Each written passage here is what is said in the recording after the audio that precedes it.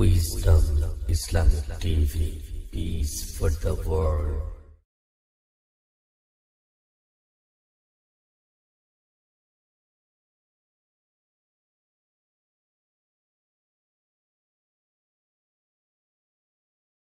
আমরা মানুষ বিশ্ববাসী, কোরআনের ভাষায় ইনসান গড়তে জীবন এই আয়োজন, গড়তে সমাজ যার প্রয়োজন। এসেছে কোরআন, পেয়েছি কোরআন। السلام عليكم ورحمة الله وبركاته. إن الحمد لله والصلاة والسلام على سيد الأنبياء والمرسلين وعلى آله وأصحابه أجمعين. সুপ্রিয় দর্শক মণ্ডলী, যে যেখান থেকে এই মুহূর্তে উইজডম ইসলামিক টেলিভিশনের সাপ্তাহিক আয়োজন কোরআন বুঝে জীবন গড়ি অনুষ্ঠান দেখছেন, সকলকে আন্তরিক প্রীতি, শুভেচ্ছা এবং অভিনন্দন জানাচ্ছি। কোরআনুল কারীম আল্লাহ সুবহানাহু ওয়া তাআলার মানব জাতির জন্য চলার পথ দিশা, পথ নির্দেশিকা। এই কোরআনুল কারীম আল্লাহ সুবহানাহু ওয়া তাআলা আমাদেরকে শিক্ষা গ্রহণ করার জন্য নির্দেশ দিয়েছেন, কোরআনকে বোঝার জন্য, বিশুদ্ধ তেলাওয়াত করার জন্য। আমরা এই কোরআনুল কারীমকে বিশুদ্ধভাবে যেন সকল মানুষের কাছে পৌঁছে যায়, তার জন্য আয়োজন করি কোরআন বুঝে জীবন গড়ি এই অনুষ্ঠান। একদিকে কোরআনুল কারীমের বিশুদ্ধ তেলাওয়াত, অন্যদিকে এই কোরআনুল কারীম থেকে যেন আমরা আমাদের বাস্তবিক জীবনে আমরা প্রয়োগ করতে পারি, বুঝতে পারি, অনুধাবন করতে পারি, সেজন্য আমাদের এই অনবদ্য আয়োজন। এই আয়োজনে আমরা কোরআনুল কারীমের একটি বিশেষ সূরা থেকে কথা বলি, এই সূরার বিশেষ আয়াতগুলো নিয়ে কথা বলি। এই আয়াতি কারিমাগুলোর বিশুদ্ধ তেলাওয়াত করার জন্য আমাদের মাঝে উপস্থিত হন বাংলাদেশের প্রখ্যাত একজন ক্বারি, এবং এই আয়াতি কারিমাগুলোর আল্লাহ সুবহানাহু ওয়া তাআলা যে কথাগুলো আমাদেরকে বলেছেন, যে নির্দেশগুলো দিয়েছেন, সেই বিষয়গুলোর উপরে আলোচনা করার জন্য উপস্থিত হন আমাদের দেশের প্রখ্যাত ইসলামিক স্কলারদের মধ্য থেকে একজন। আজকেও কোরআনুল কারীমের 29 নম্বর সূরা আনকাবুত থেকে আমরা তেলাওয়াত শুনবো। তেলাওয়াত করার জন্য আমাদের মাঝে উপস্থিত হয়েছেন বাংলাদেশের একেবারে তরুণ একজন ক্বারি, হাফেজ কারি ফখরুল ইসলাম হাফিজাহুল্লাহ। আসসালামু আলাইকুম ওয়া রাহমাতুল্লাহি ওয়া বারাকাতুহু। ওয়ালাইকুম আসসালাম ওয়া রাহমাতুল্লাহি ওয়া বারাকাতুহু। শেখ, আপনি কেমন আছেন? জি আলহামদুলিল্লাহ ভালো আছি, আপনি কেমন আছেন? আলহামদুলিল্লাহ, আল্লাহ সুবহানাহু ওয়া তাআলা আমাকেও ভালো রেখেছেন। সুপ্রিয় দর্শক মণ্ডলী, কোরআনুল কারীমের সূরা আনকাবুতের 1 থেকে 7 নম্বর যে আয়াতি কারিমা রয়েছে, এই আয়াতি কারিমাগুলোর বিস্তারিত আলোচনা করার জন্য আমাদের মাঝে উপস্থিত রয়েছেন বাংলাদেশের প্রখ্যাত একজন ইসলামিক স্কলার, ঢাকা বিশ্ববিদ্যালয়ের ইসলামিক স্টাডিজ বিভাগের সহযোগী অধ্যাপক ফজিলাতুল শেখ মুস্তাফা মঞ্জুর হাফিজাহুল্লাহ। আসসালামু আলাইকুম আসসালামু ওয়া আলাইকুম। রাহমাতুল্লাহ। ওয়ালাইকুম আসসালাম ওয়া রাহমাতুল্লাহি ওয়া বারাকাতুহু। শেখ, আপনি কেমন আছেন? এই তো আছি আলহামদুলিল্লাহ, আলহামদুলিল্লাহ বিখাইর। আপনি কেমন আছেন? আলহামদুলিল্লাহ, আল্লাহ তাআলা স্যার আমাকেও ভালো রেখেছেন। আপনাকে আমরা পেয়েছি, সেজন্য আল্লাহ সুবহানাহু ওয়া তাআলার কাছে শুকর আদায় করছি। তো সম্মানিত দর্শক মণ্ডলী, আমরা আমাদের অতিথিদের সাথে পরিচয় হয়ে নিয়েছি। এখন আমরা আমাদের অনুষ্ঠানের মূল পর্বে যেতে চাই। আমি আজকের যে নির্ধারিত সূরা থেকে আমরা তেলাওয়াত করব, সূরা আনকাবুতে কোরআনুল কারীমের 29 নম্বর সূরা আনকাবুতের 1 থেকে 7 নম্বর আয়াত পর্যন্ত আমরা তেলাওয়াত শুনবো। এই আয়াতি কারিমাগুলো তেলাওয়াত করার জন্য আমাদের মাঝে উপস্থিত রয়েছেন হাফেজ কারি ফখরুল ইসলাম হাফিজাহুল্লাহ। মুহতারাম কারিকে কোরআনুল কারীমের এই আয়াতি কারিমাগুলো তেলাওয়াত করার জন্য বিশেষভাবে অনুরোধ জানাচ্ছি।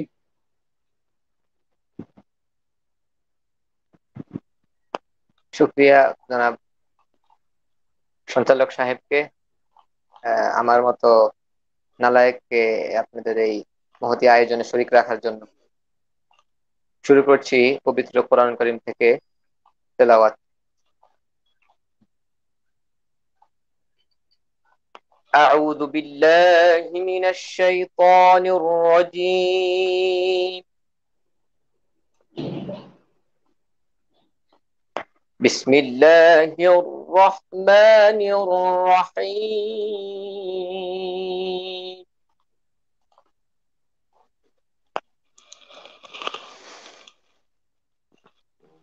ألف لام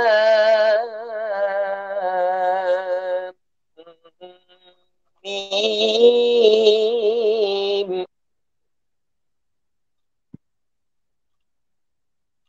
أحسب الناس أن يتركوا أن يقولوا آمنا وهم لا يفتنون.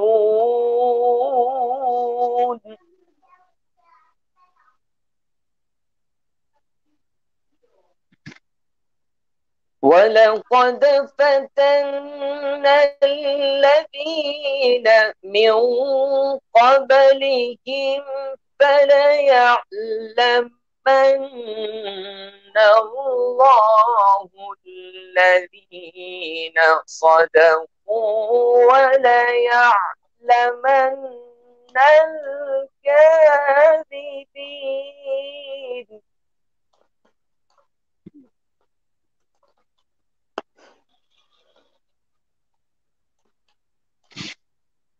أم حسب الذين يعملون السيئات أن يسبقونا ساء ما يحكمون.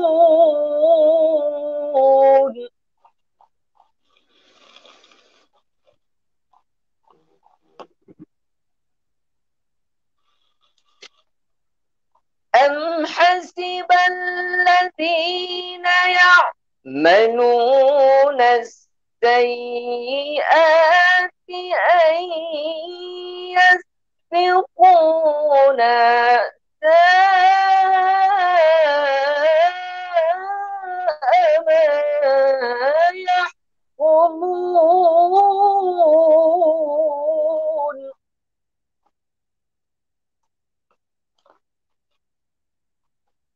من كان يرجو لقاء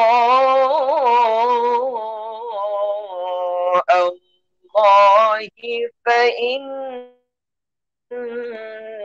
أجل الله لآت وهو السميع العليم.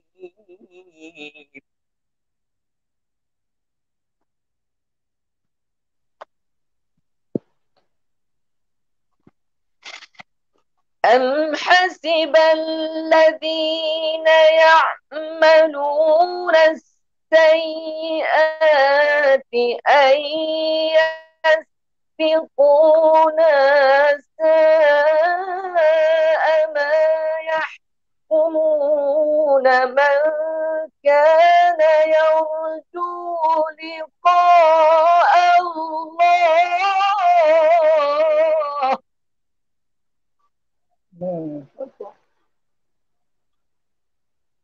من كان يرجو لقاء الله فإن أجل الله لآت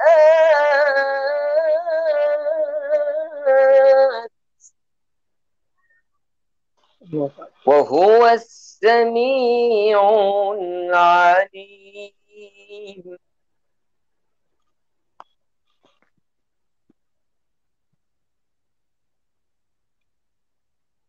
ومن جاهد فإنما يجاهد لنفسه إن الله لغني عن العالمين.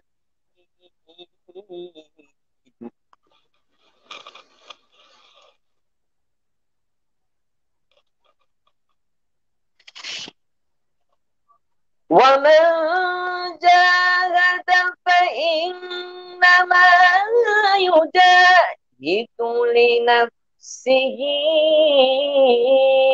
إن الله لغني عن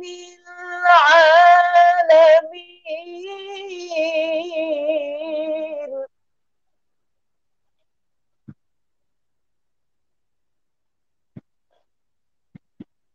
ومن جاهد فإنما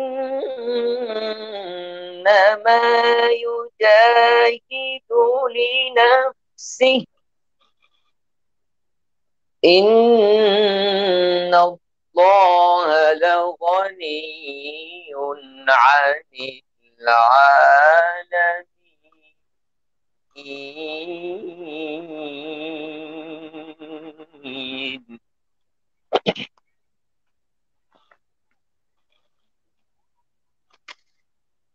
والذين آمنوا وعملوا الصالحات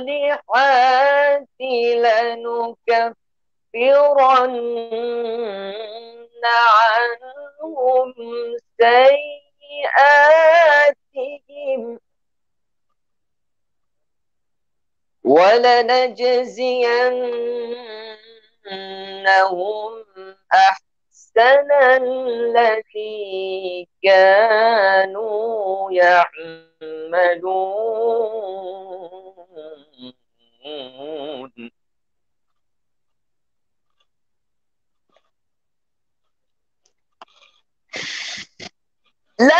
لنكفرن عنهم سيئاتهم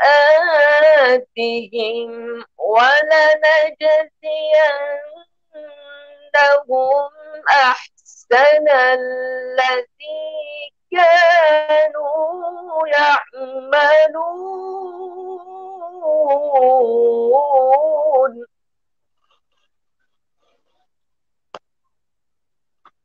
والذين آمنوا وعملوا الصالحات لنكفرن عنهم سيئاتهم ولنجزينهم أحسن الذي كانوا يعملون. صدق الله العظيم.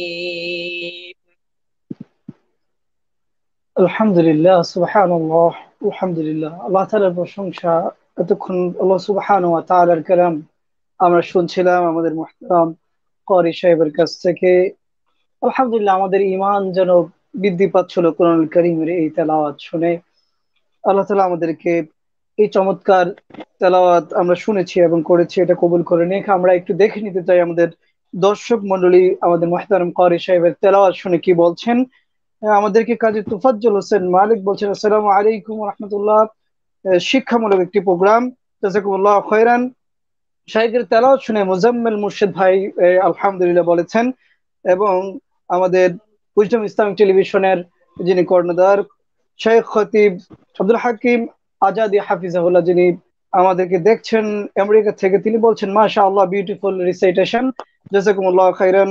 অসংখ্য দর্শক আমাদেরকে দেখছেন, যারা আমাদেরকে দেখছেন সকলকে অনুরোধ করবো আপনার লাইক কমেন্ট শেয়ার করে আমাদের প্রোগ্রামটি সকলের কাছে পৌঁছে দিবেন।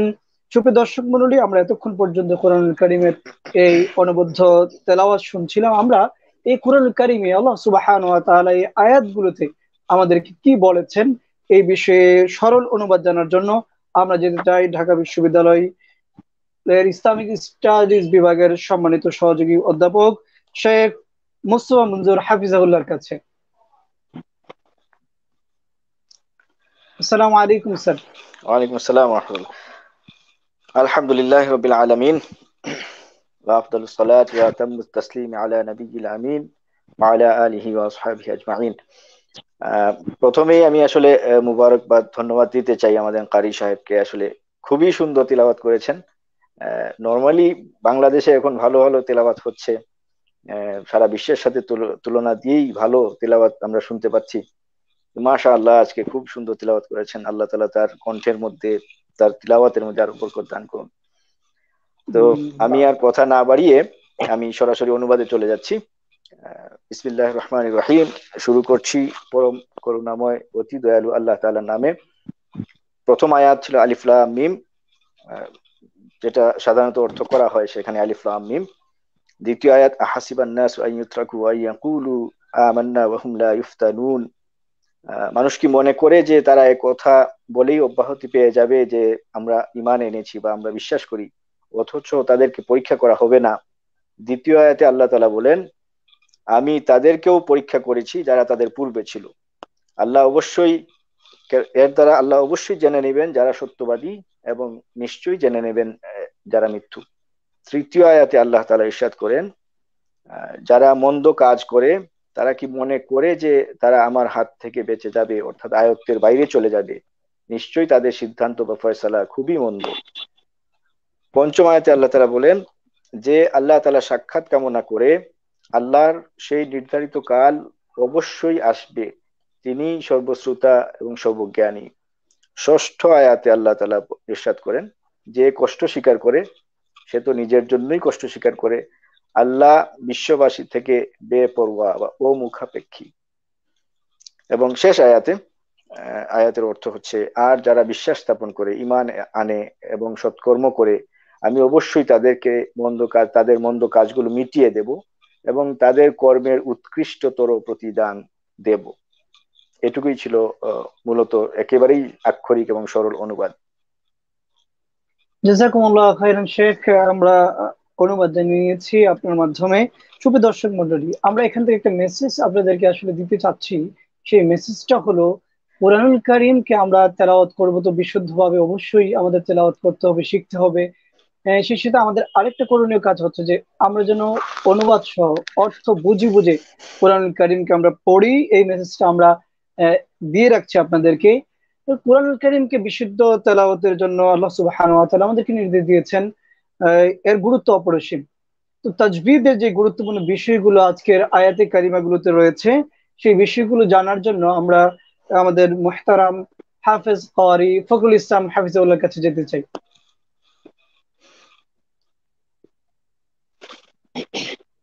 শুকরিয়া।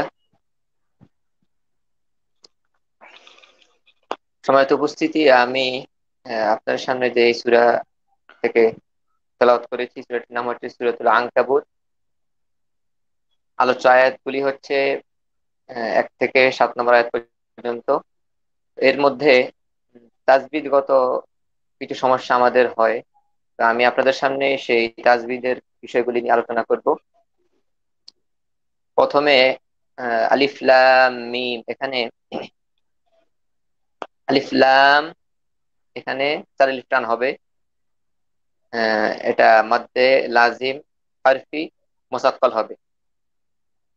এরপরে আমরা মধ্যে লাজিম কালমি মুসাক্কাল হবে। মিম, এটাও একই মাদ হবে, 4 আলিফ টানে পড়তে হবে। এরপরে হাসিবান নাসু, এখানে বান নাসু ওয়াজিব গুন্না হবে। আইন ইউতরাকু, আই, এখানে নুন সাকিনের পরে ইয়া আসছে, এখানে ঈদগামের, নুন সাকিনের ঈদগামে বাগুন্না হবে। নুন সাকিনের পরে ঈদগাম বাগুন্না হরফ আসলে ওখানে ঈদগাম করে পড়তে হবে, ইহাকে ঈদগামে বাগুন্না বলে। সুতরাং আমরা এখানে খুব লক্ষ্য করে পড়বো। আইন ইউতরাকু, কু এখানে মাদ্দে মুনফাসিল হবে, 3 আলিফ পরিমাণ টেনে পড়তে হবে। আইন ইয়াকুলু, এটাও পিছনে গিয়েছে, একই ঈদগামে বাগুন্না হবে। এরপরে লু আমান্না, আইন ইয়াকুলু আমান্না, এখানে লু, এখানে 3 আলিফ টান হবে, মাদ্দে মুনফাসিল, এটাও বলেছি। আমান্না, এখানেও ঈদগামে বাগুন্না হবে। আমান্না, এখানেও এখানে ওয়াজিব গুন্না হবে। হরকতের পরে নুনের মধ্যে তাসদিদ হলে, নুনে অথবা মিমে তাসদিদ হলে ওয়াজিব গুন্না করে পড়তে হবে। এরপরে ওয়াহুম লা ইফতানুন, লা ইফতানুন, এখানে তিন আলিফ পরিমাণ টেনে পড়তে হবে। এটাকে মাদ্দে আরজি বলে। মদের হরফের পরের হরফে যখন আমরা ওয়াকফ করব তখন এখানে তিন আলিফ পরিমাণ টেনে ওয়াকফ করতে হবে। এরপরে ওয়ালাকাদ ফাতান্নাল্লাযীনা, এখানেও ওয়াজিব গুন্না হবে। মিন ক্বাবলিহিম, মিন ক্বাবলিহিম এখানে ইকফা গুন্না হবে। নুন সাকিনের পরে ইকফার হরফ যে কোনো একটি হরফ আসলে ওখানে গুন্না করে পড়তে হয়। এখানে মিন ক্বাবলিহিম লক্ষ্য করব আমরা, মিন ক্বাবলিহিম ফালা ইয়ালামান্নাল্লাহ, ফালা ইয়ালামান্না এখানেও ওয়াজিব গুন্না হবে। ফালা ইয়ালামান্নাল্লাহুল্লাযীনা সাদাকু ওয়ালা ইয়ালামান্নাল কাযিবিন। ওয়ালা মোহতারাম ইয়ালামান্না এখানেও, জি মোহতারাম আমি একটু বিষয় জানতে চাই, সেটা হলো যে জি আপনি বলছিলেন যে ওয়াজিব গুন্নাটা আমরা কিভাবে চিনবো, এবং আপনি আরো বলছিলেন যে ইখফার গুন্না, এটা আমাদের জি জি চিনতে পারবো কিভাবে, যে এই বিষয়টা যদি জি আমাদেরকে একটু ছোট্ট করে বলে দিন। ওয়াজিব গুন্না হচ্ছে হরকতের পরে, অর্থাৎ জবর, জের অথবা পেশ, যে কোনো হরকত হোক, হরকতের পর যখন নুনে অথবা মিমে, শুধুমাত্র নুন অথবা মিমের মধ্যে যখন তাসদিদ হবে তখন সেখানে ওয়াজিব গুন্না হবে। হরকতের পরে যখন নুনে অথবা মিমে যখন তাসদিদ হবে তখন সেখানে ওয়াজিব গুন্না হবে, গুন্না করে পড়তে হবে। আর ইকফা গুন্নার বিষয়টা হচ্ছে নুন সাকিন অথবা তানবিনের কয়েকটি প্রকার আছে, এর মধ্যে একটি প্রকার হচ্ছে ইকফা গুণ, ইকফা। তো ইকফার জি হরফ 15টি, এর মধ্যে একটি হচ্ছে কফ। তো 15টি যে কোনো একটি যখন নুন সাকিন অথবা তানবিনের পরে আসবে, নুন সাকিন বলা হয় জজমওয়ালা নুনকে, তানবিন বলা হয় দুই জবর দুই জের দুই পেশকে। যখন নুন জি সাকিন অথবা তানবিনের পরে ইকফার 15টি হরফ যে কোনো একটি হরফ আসবে তখন ইকফা গুন্না করে করতে হবে। আরেকটা বিশেষ বিষয় করে আমি নুন একটু সাকিনের আপনার পরে, কাছে জানতে চাই। জি জি, আরেকটা বিষয় একটু আমি জানতে চাই, যে আমরা আয়াতের শেষে দেখা যায় যে একটু টানছি বেশি, যেমন আমরা এখানে কাযিবিন একটা টানছি, এই যে একটু বেশি পরিমাণে টানছি, এখানে কি কোনো মুয়াদ্দিন নিয়ম আছে কিনা, বা তিন আলিফ পরিমাণ বা কতটুকু টানতে হবে, জি এই বিষয়টা একটু ক্লিয়ার করে যদি দিতেন আমাদেরকে। জি শব্দের শেষে আমরা একটা জিনিস মানে খেয়াল করবো, মাদের হরফের পরে যখন অক্ফ হবে, অর্থাৎ আহ মাদের হরফ তিনটি, আলিফ ওয়াও ইয়া, এই মাদের হরফের পরের হরফে যখন আমরা ওয়াকফ করব তখন আমাদেরকে তিন আলিফ পরিমাণ টেনে পড়তে হবে। এটাকে মধ্যে আরজি বলে। এটা কোরআন শরীফের প্রায় আয়াতের ক্ষেত্রে আপনার মধ্যে আরজি এটা ব্যবহার হয়েছে। আপনার কোরআন শরীফ প্রায় 90% আয়াত হচ্ছে এমন। তো জি মধ্যে আরজি, এখানে কাযিবি আরেকটা বিষয়, শব্দের শেষ, জি জি আমরা আলহামদুলিল্লাহ বুঝতে পেরেছি। আরেকটা বিষয় আমি একটু জানতে চাই যে যেমন শব্দে খারা জবর খারা জের আসে, তো এখানে আমরা দেখতে জি জি পাচ্ছি ইউজাহিদু লিনাফসিহি, এখানে এই যে জের আছে খারা জবর, এখানে কি বিশেষ কোনো নিয়মের কারণে আমরা টানছি, না এমনিতেই টানছি, বিষয়টা যদি একটু আমাদেরকে ক্লিয়ার করে দিন। লিনাফ লিনাফসিহি, লিনাফস যে এখানে হি যে লিনাফসিহি টানছি। এখানে, হ্যাঁ হি এখানে একটা ছোট ওয়াকফের চিহ্ন দেওয়া আছে, এখানে আমরা আহ, চাইলে থামতে পারবো, এখানে থামাটা উচিত। তো যদি আমরা কেউ এখানে না থেমে পড়তে চাই তখন লিনাফসিহি এখানে আমরা টেনে পড়বো। আর এখানে লিনাফসিহির পরবর্তীতে একটা হরফ আসছে, সেটা হচ্ছে হামজা, অর্থাৎ আলিফ। আলিফের মধ্যে জবরদের পেশ হলেও আলিফটাকে হামজা বলে। তো হামজা আপনার হি এখানে যেই মদের হরকতটা এসেছে, খাড়া জবর খারাজের উল্টা পেশ, খাড়া জবর খারাজের উল্টা পেশ যখন হবে তখন এক আলিফ পরিমাণ টেনে পড়তে হবে। আর বিশেষ করে যখন খাড়া জবর খারাজের উল্টা পেশের পরে যখন হামজা থাকবে তখন সেখানে তিন আলিফ পরিমাণ টেনে পড়তে হবে। এখানে লিনাস সিহি যদি আমরা মিলিয়ে পড়ি তখন এখানে কিন্তু তিন আলিফ চিহ্ন দেওয়া নেই, কিন্তু আমরা যদি এটাকে মিলিয়ে পড়ি তখন লিনাফ সিহি তিন আলিফ পরিমাণ টেনে পড়তে হবে। আর যদি আমরা মিলিয়ে না পড়ি তখন এক আলিফ লিনাফ সিহি। আর এখানে জি যদি ওয়াকফ করি তখন আমরা ওয়াকফ অবস্থায় এটাকে সাকিন করতে পারবো। জি জি, জাযাকুমুল্লাহ খাইরান শেখ। আরেকটা বিষয় ছোট্ট করে এটা জেনে আমরা ইনশাআল্লাহ আমাদের মুহতারাম শাইখের কাছে যাব আজকের আলোচ্য আয়াতগুলোর ব্যাখ্যা জানার জন্য। সেটা হলো যে ইন্নাল্লাহ গনিয়ুন আনিল আলামিন, গনিয়ুন, এখানে কেউ যদি গনিয়ুন পড়ে গুণনা করে তাহলে কি তার ভুল হবে কিনা বা গুণনা করা যাবে কিনা? হ্যাঁ, অবশ্যই এখানে গনি ইউন কেউ গুণনা করলে অবশ্যই ভুল হবে। এখানে গুণনা হবে না, এখানে গনি ইউন, এখানে তার তানবিন আছে উপরে, দুই পেশ তানবিন। আর নুন, আমরা ইতিপূর্বে বলেছি নুন সাকিন তানবিন চার প্রকার, আর এখানেও নুন সাকিন তানবিনের একটি প্রকার এখানে প্রয়োগ হয়েছে। তো এখানে গনি ইউন, তানবিনের পরে আইন এসেছে, আনিল আলামিন, আইন। নুন সাকিন তানবিনের পরে যখন নুন সাকিন তানবিনের একটা প্রকার হচ্ছে ইজহার, অর্থাৎ স্পষ্ট করে পড়া। তো এখানে ইজহার হরফ হচ্ছে 6টি, হামজা, হা, আইন, হা, গইন, খ। এর মধ্যে আইনটাও একটি ইজহারের একটি হরফ। তো তানবিনের পর যখন ইজহারের যে কোনো একটি হরফ আসবে নুন সাকিন অথবা তানবিনের পরে, তখন গুন্না ছাড়া স্পষ্ট করে পড়তে হবে, গুন্না করা যাবে না। জাযাকুমুল্লাহ খাইরান শেখ, আপনি আমাদেরকে সময় দিয়েছেন সেজন্য আল্লাহ তাআলার কাছে আপনার জন্য দোয়া করছি। আল্লাহ রাব্বুল আলামিন আপনার এই সময়ের মাঝে বরকত দান করুন। কোরআনুল কারীমকে বুকে ধারণ করেছেন, এই কোরআনুল কারীমকে সমাজের প্রতিটি স্তরে পৌঁছে দেওয়ার মতো যেই সুযোগ, আল্লাহ তাআলা আপনাকে সেই সুযোগ দান করুন, সেই দোয়া রেখে আমিন। আমরা মুহতারাম শাইখের কাছে যেতে চাই। শেখ, আমরা কোরআনুল কারীমের সূরা আনকাবুতে আমরা দেখছি আল্লাহ সুবহানাহু ওয়া তাআলা প্রথম আয়াতে আলিফ লাম মিম বলছেন। তো এই আয়াতগুলোর কোনো অর্থ হয় কিনা বা এই আয়াতগুলোর ব্যাপারে ইসলাম আমাদের কি দিক নির্দেশনা দিচ্ছে? আলহামদুলিল্লাহ।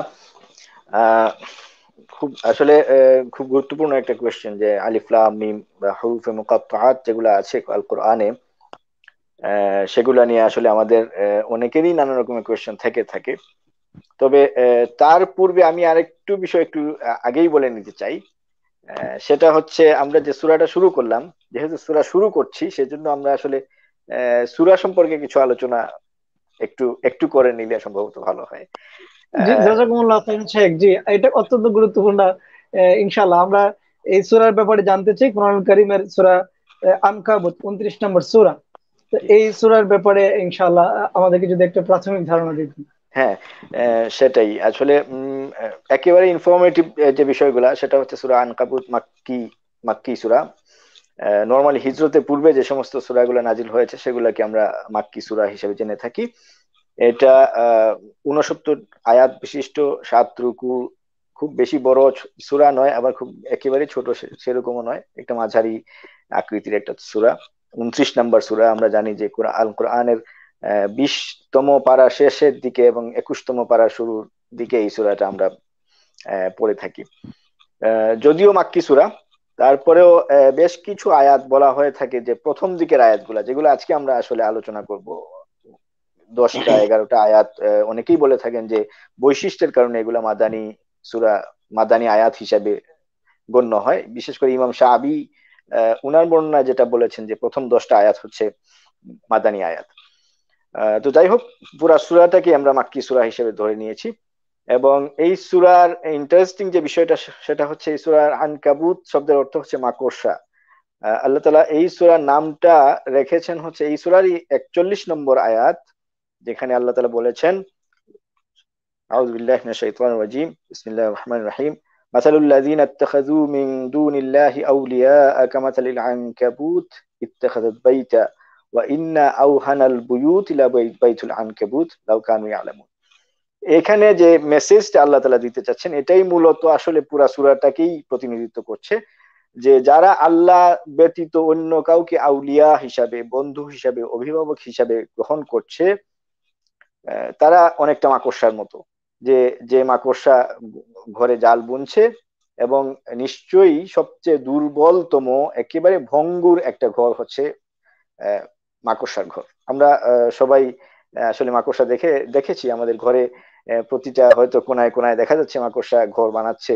একটু একটু বাতাস বেশি বেগে আসলেই মাকড়সার জালগুলা একেবারে নষ্ট হয়ে যাচ্ছে।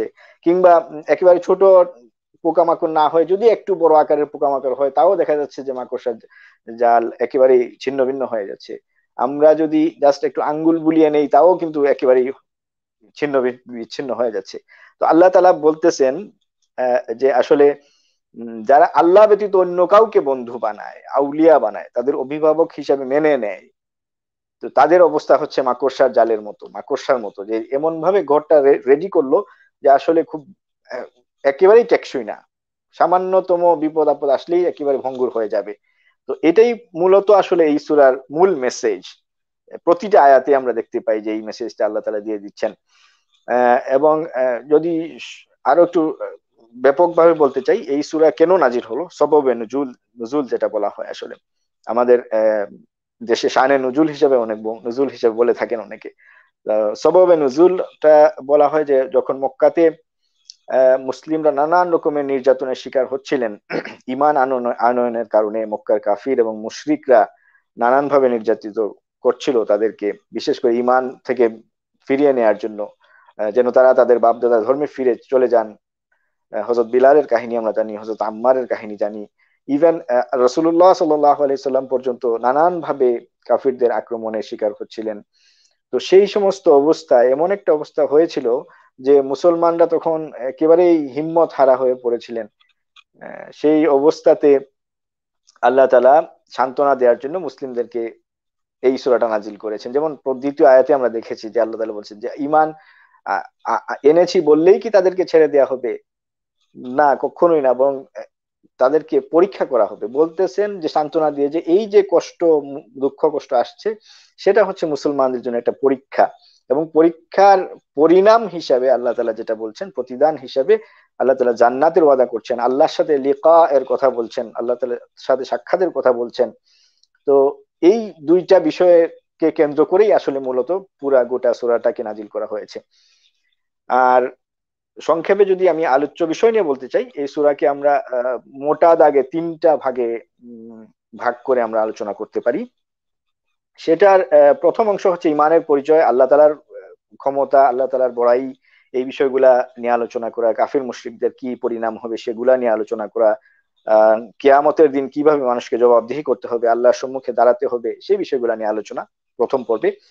দ্বিতীয় পর্বে এই সূরাতে আমরা দেখি যে বিভিন্ন রকমের কাহিনী বর্ণনা করা হয়েছে, বিশেষ করে নূহ আলাইহিস সালাম, ইব্রাহিম আলাইহিস সালাম, শুআইব আলাইহিস সালাম, এই সমস্ত নবীদের কাহিনী আসছে। পাশাপাশি আদ জাতি, সামুদের কাহিনী, ফেরাউন, নমরুদ, হামানের বর্ণনা আসছে। এই বিষয়গুলা আমরা দ্বিতীয় পর্বে আলোচনা করতে করতে দেখি। এগুলা একটা বিশেষ কারণ আছে, আল কোরআনে আমরা দেখবো যে বিভিন্ন সূরাতে এই কাহিনীগুলা আসছে। এই কাহিনীগুলো আল্লাহ তাআলা এজন্য শোনাননি যে আসলে শুধু কাহিনী শুনে শুনে যাব আমরা, বরং এই কাহিনীগুলা প্রতিটাতেই নিগুড় এবং গভীর শিক্ষা রয়েছে। বিশেষ করে ইমানের পরিচয়, আল্লাহ তাআলার পরিচয় পাওয়ার ক্ষেত্রে, দাওয়াত কিভাবে দিতে হয়, দাওয়াতের বাস্তবতা তুলে ধরার ক্ষেত্রে, এবং দাওয়াত দিতে গিয়ে ইমান আনার পরবর্তীতে যে দুঃখ, কষ্ট, নির্যাতন এসব সহ্য করতে হয়, নানা রকমের পরীক্ষার সম্মুখীন হতে হয়, এই বিষয়গুলা শিক্ষা কিন্তু আমরা এই সমস্ত কাহিনী থেকে পাই। এবং শেষ পর্যায়ে এই সূরার তে আমরা দেখতে পাই আহলে কিতাবের সম্পর্কিত আলোচনা, তাদের সাথে মুজাদালা করার ক্ষেত্রে কি রকম ভাবে বিতর্ক করতে হবে, তাদের সাথে কিভাবে কথাবার্তা চালাচালি করতে হবে, সেটার মূলনীতিগুলা আসছে। পাশাপাশি বিশেষ করে মুজাহিদদের জন্য যে সমস্ত বিশেষ পুরস্কারের বিষয়গুলা রয়েছে, সেই বিষয়গুলা আল্লাহ তাআলা এই সূরায় আলোচনা করেছেন। তো মোটা দাগে এই তিনটা পর্বে আমরা এই আলোচ্য সূরার বিষয়বস্তুগুলোকে আমরা ভাগ করতে পারি। আমি খুব বেশি আর বাড়াচ্ছি না, কারণ হচ্ছে আমাদের মূল যেটা টার্গেট, সেখানে আমরা ইনশাল্লাহ আলোচনা করব অন্যান্য বিষয়। ইনশাল্লাহ ইনশাল্লাহ, জাযাকুমুল্লাহু খাইরান স্যার। আপনি অত্যন্ত চমৎকার ভাবে আমাদেরকে বিষয়গুলো আজকে উপস্থাপন করেছেন, যে আনকাবুত যে মাকড়সার ঘর আল্লাহ তাআলা কেন এনেছেন আপনি আমাদেরকে তুলে ধরেছেন। আমরা যদি দেখি মাকড়সার তার ঘর বনে খুব সহজে ভেঙে যায়, এবং তার বংশের কিন্তু অস্তিত্বটা পাওয়া যায় না, একজন আরেকজনকে মনে যে ধ্বংস করে নিজের অস্তিত্ব টিকিয়ে রাখার জন্য চেষ্টা করছে, এরকম একটা পর্যায়ে তাদের মধ্যে চলতে থাকে। চমৎকার বলছিলেন শেখ। আমরা আজকে যে আলোচ্য আয়াতগুলো এনেছি, এখানে আমরা দেখতে পাচ্ছি প্রথম আয়াতে যদি তাকাই, যে আল্লাহ সুবহানাহু ওয়া তাআলা একটা চ্যালেঞ্জ ছুড়ে দিয়েছেন, আলিফ লাম মিম বলে যেন একটা চ্যালেঞ্জ ছুড়ে দিয়েছেন, তোমরা পারলে অর্থ বের করো। আদৌ কি এই আয়াতে কারিমাগুলোর অর্থ বের করা আমাদের পক্ষে সম্ভব, বা এই ব্যাপারে ইসলাম কি নির্দেশনা আমাদেরকে দিচ্ছেন? আলহামদুলিল্লাহ। আলিফ লাম মিম আমরা শুধুমাত্র এই সূরার প্রথমে না, অন্যান্য অনেক জায়গাতে দেখতে পাই, বিশেষ করে সূরা বাকারার ক্ষেত্রে, সূরা আলী ইমরানের ক্ষেত্রে, কিংবা আরো অন্যান্য কিছু হরফ আমরা বিচ্ছিন্ন ভাবে দেখতে পাই বিভিন্ন, যেমন হা মিম, তারপর আইন সিন কফ, তারপর কাফ নুন, শুধুমাত্র একটা অক্ষর দিয়েও আমরা সূরা শুরু দেখতে পাই। তো এই বিষয়গুলাকে আমরা তাজবিদের ভাষায় বা কোরআনের সাহিত্যের ভাষায় আমরা হরুফে মুকাত্তাআত বলি, যে বিচ্ছিন্ন হরফ সমূহ, যেগুলো আসলে আহ, খুব ক্লিয়ার কোনো মেসেজ আমরা আমরা সেখান থেকে পাই না। তো এগুলা কোরআনের অংশ, তাতে কোনরূপ সন্দেহ নেই। এগুলা কোরআনের অংশ এবং কোরআনের আয়াত, এগুলা তাতে কোনরূপ সন্দেহ নেই, এগুলা আল্লাহ তাআলার পক্ষ থেকে নাজিলকৃত। কিন্তু এই যে কোয়েশ্চেনটা করলেন উপস্থাপক, সেটা হচ্ছে যে আমরা আসলে এখান থেকে অর্থ পাই কিনা, কোনরূপ অর্থ পাই কিনা। একটা বিষয় হচ্ছে কোরআনের তাফসীরের ক্ষেত্রে বা কোরআনকে বোঝার ক্ষেত্রে সর্বপ্রধান মূলনীতি হচ্ছে আমরা কোরআনকে বুঝবো রাসূলুল্লাহ সাল্লাল্লাহু আলাইহি সাল্লাম যেভাবে আমাদেরকে কোরআনকে বুঝিয়েছেন। এবং জি এটা স্পষ্ট, এবং আহলে সুন্নাহ ওয়াল জামায়াতের একটা বিশেষ মূল আকীদার একটা বিষয়, যে আল্লাহ রাসূল সাল্লাল্লাহু আলাইহি সাল্লাম কোরআনকে আমাদের কাছে সুস্পষ্ট ভাবে বর্ণনা করে গিয়েছেন, এর বাইরে আর বর্ণনার দরকার নেই। তো আর রাসূলুল্লাহ সাল্লাল্লাহু আলাইহি ওয়াসাল্লামের হাদিসে যে সমস্ত বর্ণনা আসছে, সেখানে যদি আমরা এগুলা নিয়ে কোনো আলোচনা পাই, তাহলে অবশ্যই আমরা সেটা নেব। হ্যাঁ, দ্বিতীয় পর্যায়ে, যেহেতু কোরআনের নাজিলের সময় সাহাবায়ে কেরাম উপস্থিত ছিলেন, সাহাবায়ে কেরাম নিজেরাই কোরআনের উপলক্ষ ছিলেন অনেক অনেকগুলো আয়াতের ক্ষেত্রে, তো ফলে দেখা যাচ্ছে যে তাদের তাদের ব্যাখ্যাটাও কিন্তু খুবই ইম্পর্টেন্ট। তবে তাফসীরের ক্ষেত্রে, যেটা আমরা বলে থাকি তাফসীর কাকে বলে, যে তাফসীর হচ্ছে এমন ভাবে কোরআনের ব্যাখ্যা করা, যেন বলা হচ্ছে যে আল্লাহ তাআলার উদ্দেশ্য এটাই ছিল। এটা কিন্তু নিশ্চিত কোনো জ্ঞান নয়, বরং একটা যেহেতু পারিপার্শ্বিক অবস্থান, রাসূলুল্লাহ সাল্লাল্লাহু আলাইহি সাল্লামের ইঙ্গিত, তার বর্ণনা, এই সমস্তের মাধ্যমে একটা অনুমান বা ব্যাখ্যা উপস্থাপন করা হচ্ছে, সেটা কোরআনের একেবারে নিশ্চিত করে বলার সুযোগ নেই। সেক্ষেত্রে আলিফ লাম মিম যখন আমরা বলবো, সেক্ষেত্রে নিশ্চিত করে আসলে এটার অর্থ জানার সুযোগ নেই। তবে মুফাসসিরিন কেরাম নানান রকমের বক্তব্য দিয়েছেন এই সম্পর্কে। যেমন হযরত কাতাদা এবং মুজাহিদ, বিখ্যাত দুজন তাবেঈ, তারা বলেছেন এই আলিফ লাম মিম কোরআনেরই নাম, কিংবা কেউ কেউ বলেছেন এটা সূরার নাম। ইকরিমা রাহিমাহুল্লাহ থেকে বর্ণিত আসছে যে উনি বলছেন এটা এটা হচ্ছে এক প্রকারের শপথ, আল্লাহ তাআলা এটা দিয়ে শপথ করা শুরু করলেন। হযরত ইবনে আব্বাস রাদিয়াল্লাহু তাআলা আনহু, অনেক রকমের বর্ণনা পাওয়া যায়। একটা বর্ণনায় আমরা দেখি যে উনি বলেছেন এটা হচ্ছে আল্লাহ তাআলার নাম। তো পরবর্তীতে দেখা যাচ্ছে এটা ব্যাখ্যা করে কেউ কেউ বলেছেন আলিফ লাম মিম দ্বারা আল্লাহ, লাম দ্বারা লতিফুন, এবং মিম দ্বারা মাজিদুন শব্দ, এটা আমরা অনেকটা এভ্রিভিয়েশনের মতো, যেমন আমরা অনেক ক্ষেত্রে ইউজ করে থাকি আর কি। বাংলা ভাষায় কম, ইংরেজিতে আমরা বেশি এভ্রিভিয়েশন গুলো দেখতে পাই, সংক্ষিপ্ত রূপগুলা। যেমন SMS আমরা জানি, তো এইরকম ছোট ছোট এভ্রিভিয়েশন আমরা ইউজ করে থাকি। তো অনেকে বলছেন যে এটা হচ্ছে এভ্রিভিয়েশনের মতো, আলিফ দ্বারা আল্লাহ, লাম দ্বারা লতিফুন, মিম দ্বারা মাজিদুন, এরকম অর্থ। ইবনে আব্বাসের বর্ণনায় আরো একটা বিষয় আমরা দেখি, এখানে এভ্রিভিয়েশন নয়, বরং তিনি অন্যরকম একটা উপস্থাপনা করেছেন। সেটা হচ্ছে উনি বলেছেন আলিফ লাম মিম দ্বারা বোঝা যাচ্ছে আনা আল্লাহু আ'লাম। আলিফ দ্বারা আনা, এবং লাম আসলে রিপ্রেজেন্ট করছে হচ্ছে আল্লাহের মধ্যের অক্ষর লাম, এবং আ'লামের লাস্টের অক্ষর মিম দিয়ে আলিফ লাম মিমের মিম। মানে আল্লাহ তাআলা বলতেছেন আমি আল্লাহ, আমি সবচেয়ে বেশি জ্ঞানী, আমি সবকিছু জানি, এই রকমের মিনিং করতেছেন। অবশ্য আরো অনেক কিছুই আমরা জানতে পাই। যেমন অনেকে বলেছেন এটা আল্লাহ, জিব্রাইল এবং মুহাম্মদ, এই তিনটা অক্ষর তিনজনকে রিপ্রেজেন্ট করছেন, যেহেতু আল্লাহ তাআলা জিব্রাইলের মাধ্যমে আমাদের নবীর উপরে এই কিতাব নাজিল করেছেন। তো মূলত যেটা আমি বলতে চাই সেটা হচ্ছে যে আলিফ লাম মিম এর মূল অর্থ কেবল আল্লাহ তাআলাই জানেন। অনেকে বলছেন যে আল্লাহ রসুল জানেন, কেন আল্লাহ যেহেতু সরাসরি আল্লাহ রসুলের কাছে পাঠিয়েছেন, তো আল্লাহ এবং আল্লাহ রসুলের মধ্যকার একটা গোপনীয় বিষয় এটা, সেটা নিয়ে খুব বেশি আসলে গবেষণা কিছু নেই। এবং আমাদের সালাফ যে সমস্ত মুফাসসিরিন কেরাম ছিলেন, সালাফ যে সমস্ত ইমামগণ ছিলেন, মুস্তাহিদগণ ছিলেন, তারা আসলে এটা নিয়ে খুব বেশি বেশি গবেষণার দিকে যাননি, বরং ছেড়ে দিয়েছেন। একই কাজ আমাদেরও করা উচিত।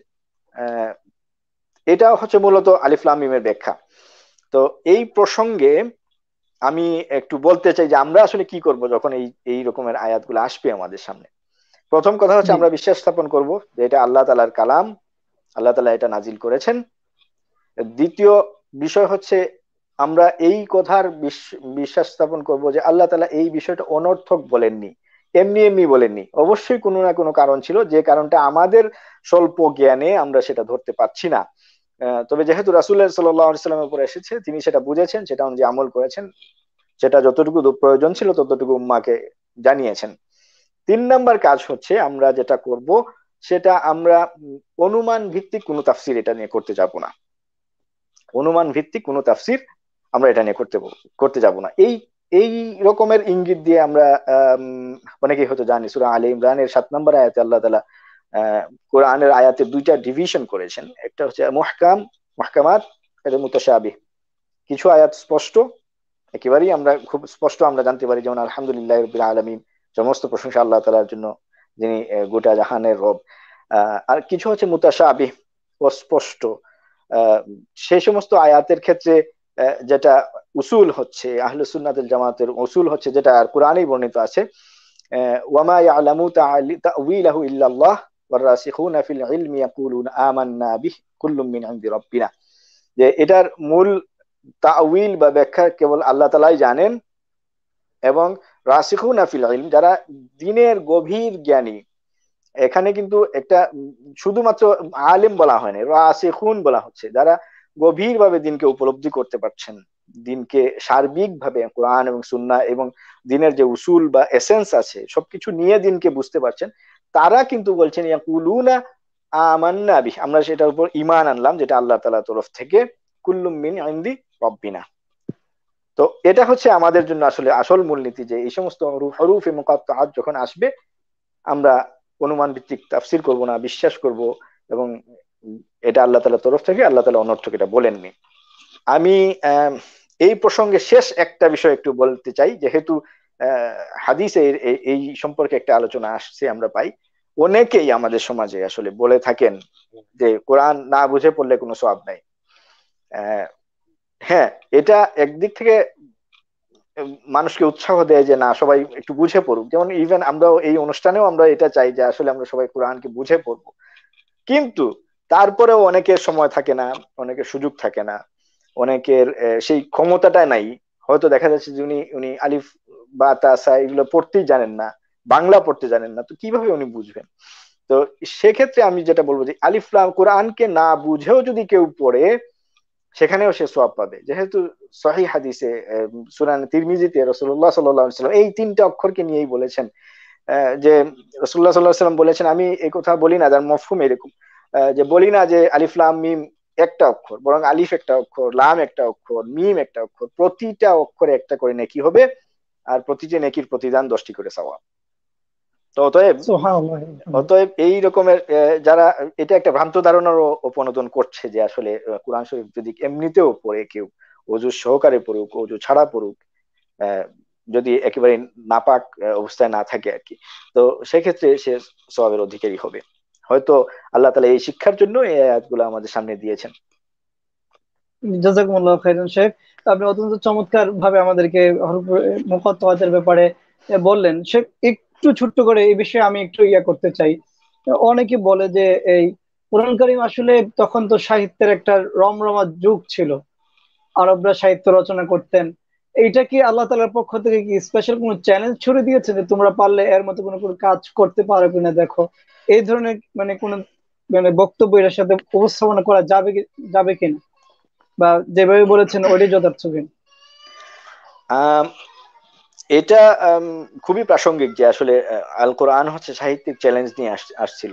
আল্লাহ তাআলা বিভিন্ন নবীদেরকে এরকম ভাবে মুআজিজাগুলো দিয়ে থাকেন, যে মুসা আলাইহিস সালামের সময় একরকমের, ঈসা জাদুর সবচেয়ে বেশি প্রাবল্য ছিল, এজন্য মুসা আলাইহিস সালামকে জাদু দ্বারা মুআজিজা দিলেন প্রধানতম।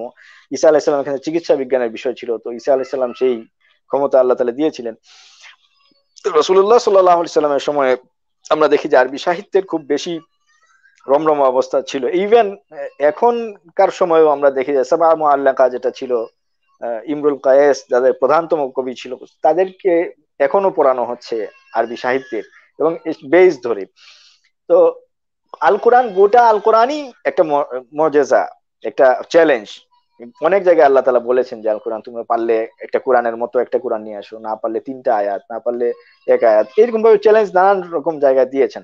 অবশ্যই জি ওই হিসাবে আল কোরআনের আয়াতে যেহেতু আলিফ লাম মিমও একটা আয়াত, সেক্ষেত্রে সেটাও একটা চ্যালেঞ্জ। তবে আমি কোনো জায়গায় কোনো তাফসিরে পাইনি যে এই আয়াতগুলাকে, শুধুমাত্র এই আয়াতগুলাকে চ্যালেঞ্জ হিসেবে উপস্থাপন করার ক্ষেত্রে।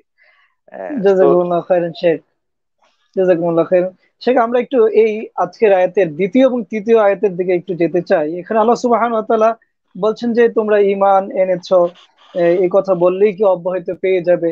তার মানে কি ঈমান আনলেই আমরা ছাড় পাচ্ছি না, বা আমাদের কি করণীয় হবে, বা পরীক্ষা করা হবে, আল্লাহ প্রশ্ন করছেন, আমাদেরকে জানতে চাচ্ছেন এই বিষয়গুলোর ব্যাপারে আমরা কিভাবে সচেতন ভাবে চলতে পারি স্যার? এই আয়াতগুলো আসলে আমাদেরকে অনেক কিছু ভাবার একটা অবকাশ দেয়। এবং এই ধরনের আয়াত, যেমন আল্লাহ তাআলা শুরু করছেন আহাসিবান নাস, মানুষ কি মনে করে। এটা নর্মালি যারা গ্রামাটিক্যাল বিষয়গুলো নিয়ে কাজ করেছেন তারা জানেন যে শব্দটা ইস্তেফাম, এবং সেটা ইনকারি, আল ইস্তেফাম আল ইনকারি, অস্বীকৃতি জ্ঞাপক, যে তারা ধারণা করলে এটা হবে না, এটা কখনোই সম্ভব না, এইরকম অর্থ জ্ঞাপন করে থাকে। তো এই রকমের আয়াত আমরা আরো বেশ কিছু দেখতে পাই। যেমন সম্ভবত সূরা আলে ইমরানের 142 নম্বর আয়াতে আল্লাহ তাআলা বলেছেন, আম হাসিবতুম আন তাদখুলুল জান্নাহ ওয়ালাম্মা ইয়ালামিল্লাহু আল্লাযীনা জাহাদু মিনকুম ওয়া ইয়ালামাস সাবিরিন। আল্লাহ তাআলা, তোমরা কি মনে করো যে তোমরা জান্নাতে প্রবেশ করবে, অথচ আল্লাহ তাআলা তোমাদের মধ্য থেকে জেনে নেবেন না কে জিহাদকারী, কে মুজাহিদ, আর কে সাবির, সবর সবর করেনেওয়ালা। সূরা বাকারার 214তেও প্রায় একই রকমের আয়াত আমরা দেখতে পাই, আম হাসিবতুম আন তাদখুলুল জান্নাহ ওয়ালাম্মা ইয়াতিকুম মাসালুল লাযীনা খালাউ মিন ক্বাবলিকুম মাসাতহুমুল বাসা ওয়াদ-দাররা ওয়াজুলজিলু হাত্তা ইয়াকুলা আর-রাসূলু ওয়াল্লাযীনা আমানু মাতা নাসরুল্লাহ আলা ইন্না নাসরাল্লাহি করিব। এখানেও আল্লাহ তাআলা বলতেছেন, তোমরা কি মনে করো যে তোমরা জান্নাতে প্রবেশ করবে, অথচ তোমাদের কাছে আসবে না তোমাদের পূর্ববর্তীদের অবস্থা, তাদেরকে দুঃখ কষ্ট দুর্দশা এমন ভাবে জড়িয়ে ধরেছিল, এবং তারা এমন ভাবে প্রকোপিত হয়েছিলেন যে এমনকি রসুল পর্যন্ত, রসুল এবং যারা ইমানদার ছিলেন তারা বলতেছিলেন মাতা নাসরুল্লাহ, আল্লাহর নসরত কখন আসবে, আল্লাহর সাহায্য কখন আসবে।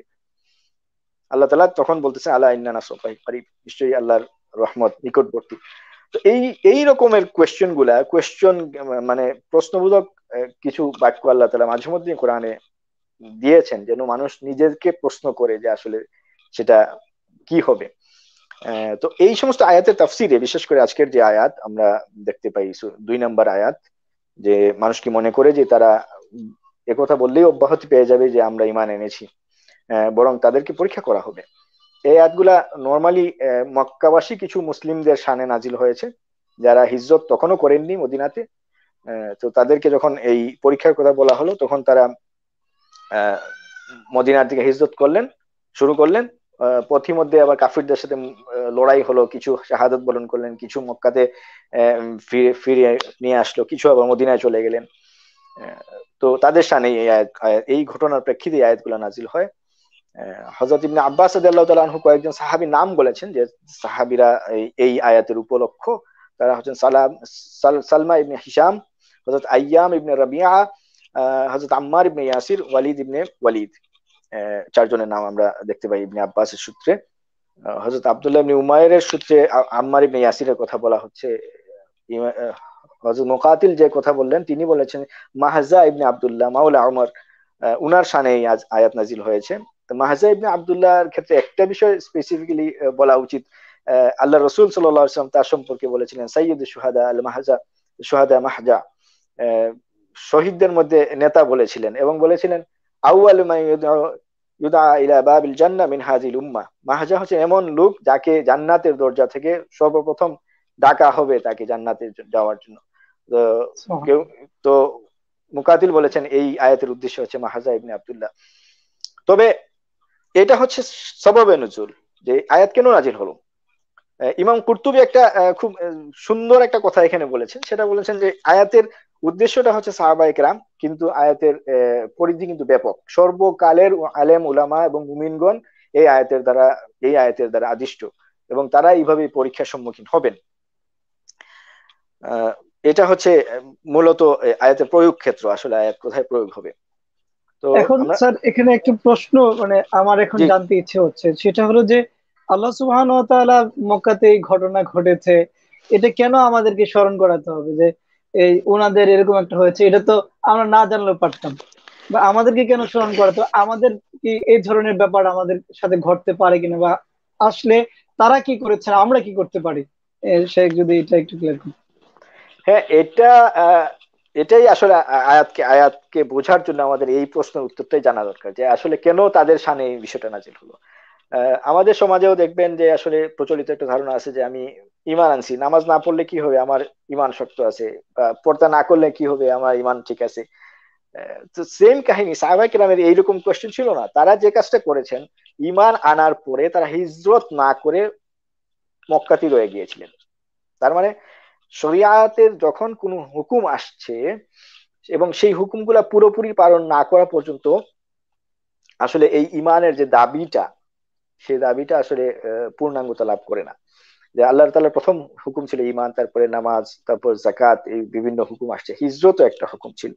তো যতক্ষণ না পুরোপুরি আহ, যে তারা কি না হবেন, পুরোপুরি ইসলামের উপর না আসবেন, উদখুলু ফিস সিলমি কাফা যেটা বলা হয়েছে, যে পরিপূর্ণভাবে যথেষ্টভাবে প্রবেশ করো, সেটা যতক্ষণ পর্যন্ত না হচ্ছে ততক্ষণ পর্যন্ত আসলে ইমানের দাবিতে সত্যবাদী হওয়ার সুযোগ নেই। তো তো এই সমস্ত সাহাবায়ে কেরাম ওইখানে বসেছিলেন, যে মনে করছিলেন কি দরকার, হিজরত করলেই একটা পরীক্ষার সম্মুখীন হতে হবে, কারণ হিজরত মানে হচ্ছে আমার জান শুধু নিয়ে চলে যাওয়া, মাল সম্পদ যা কিছু আছে সবকিছু ছেড়ে চলে যাওয়া, নতুন একটা পরিবেশ গিয়ে কি হবে না হবে, অনেক কিছু। তো হয়তো এই সমস্ত সাহাবায়ে কেরাম ওইভাবে ভেবেছিলেন। আল্লাহ তাআলা বলতেছেন যে না, তোমরা কি ভেবেছো শুধু ইমান নিয়ে বসে থাকলেই হয়ে যাবে আর তোমরা পরীক্ষার সম্মুখীন হবে না? এটা তো হতে পারে না, বরং পরীক্ষা আসবে তোমাদের।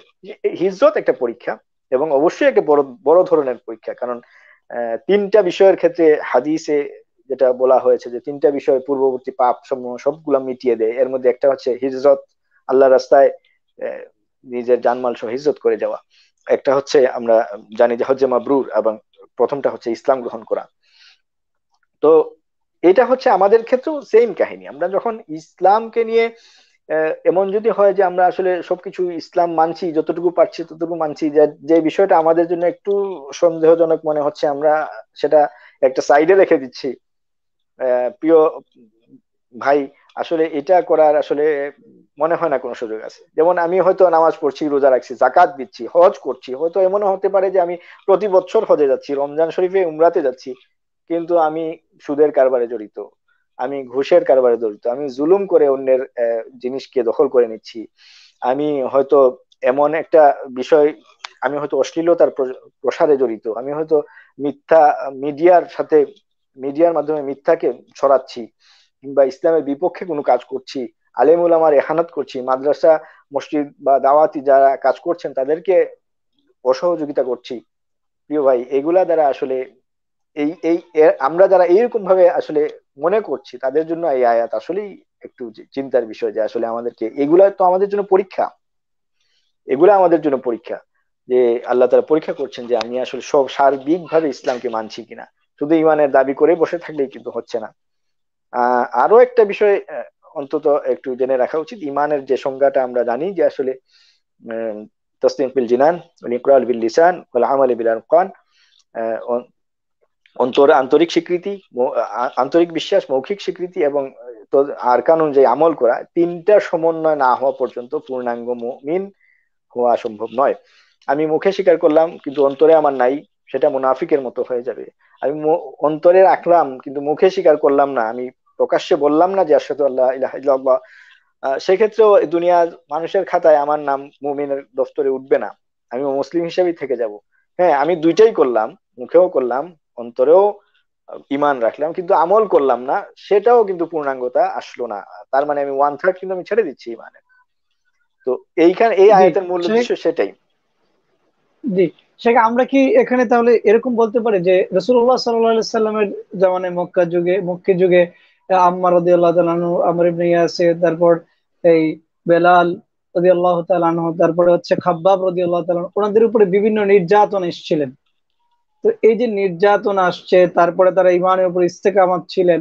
তো এখনো ইসলামকে পালন করতে গিয়ে বিভিন্ন ভাবে বিভিন্ন জায়গা থেকে তারা ইসলাম নিয়ে কাজ করবে, ইসলাম নিয়ে কথা বলবে, তাদের উপর বিভিন্ন টর্চার আসতে পারে, সেই অবস্থায় তারা ধৈর্য ধারণ করবে। তারা এটা আল্লাহ তাআলার পক্ষ থেকে পরীক্ষা মনে করবে, করে ধৈর্য ধারণ করবে। আমরা কি এটার সাথে এই কথাগুলো বলতে পারি?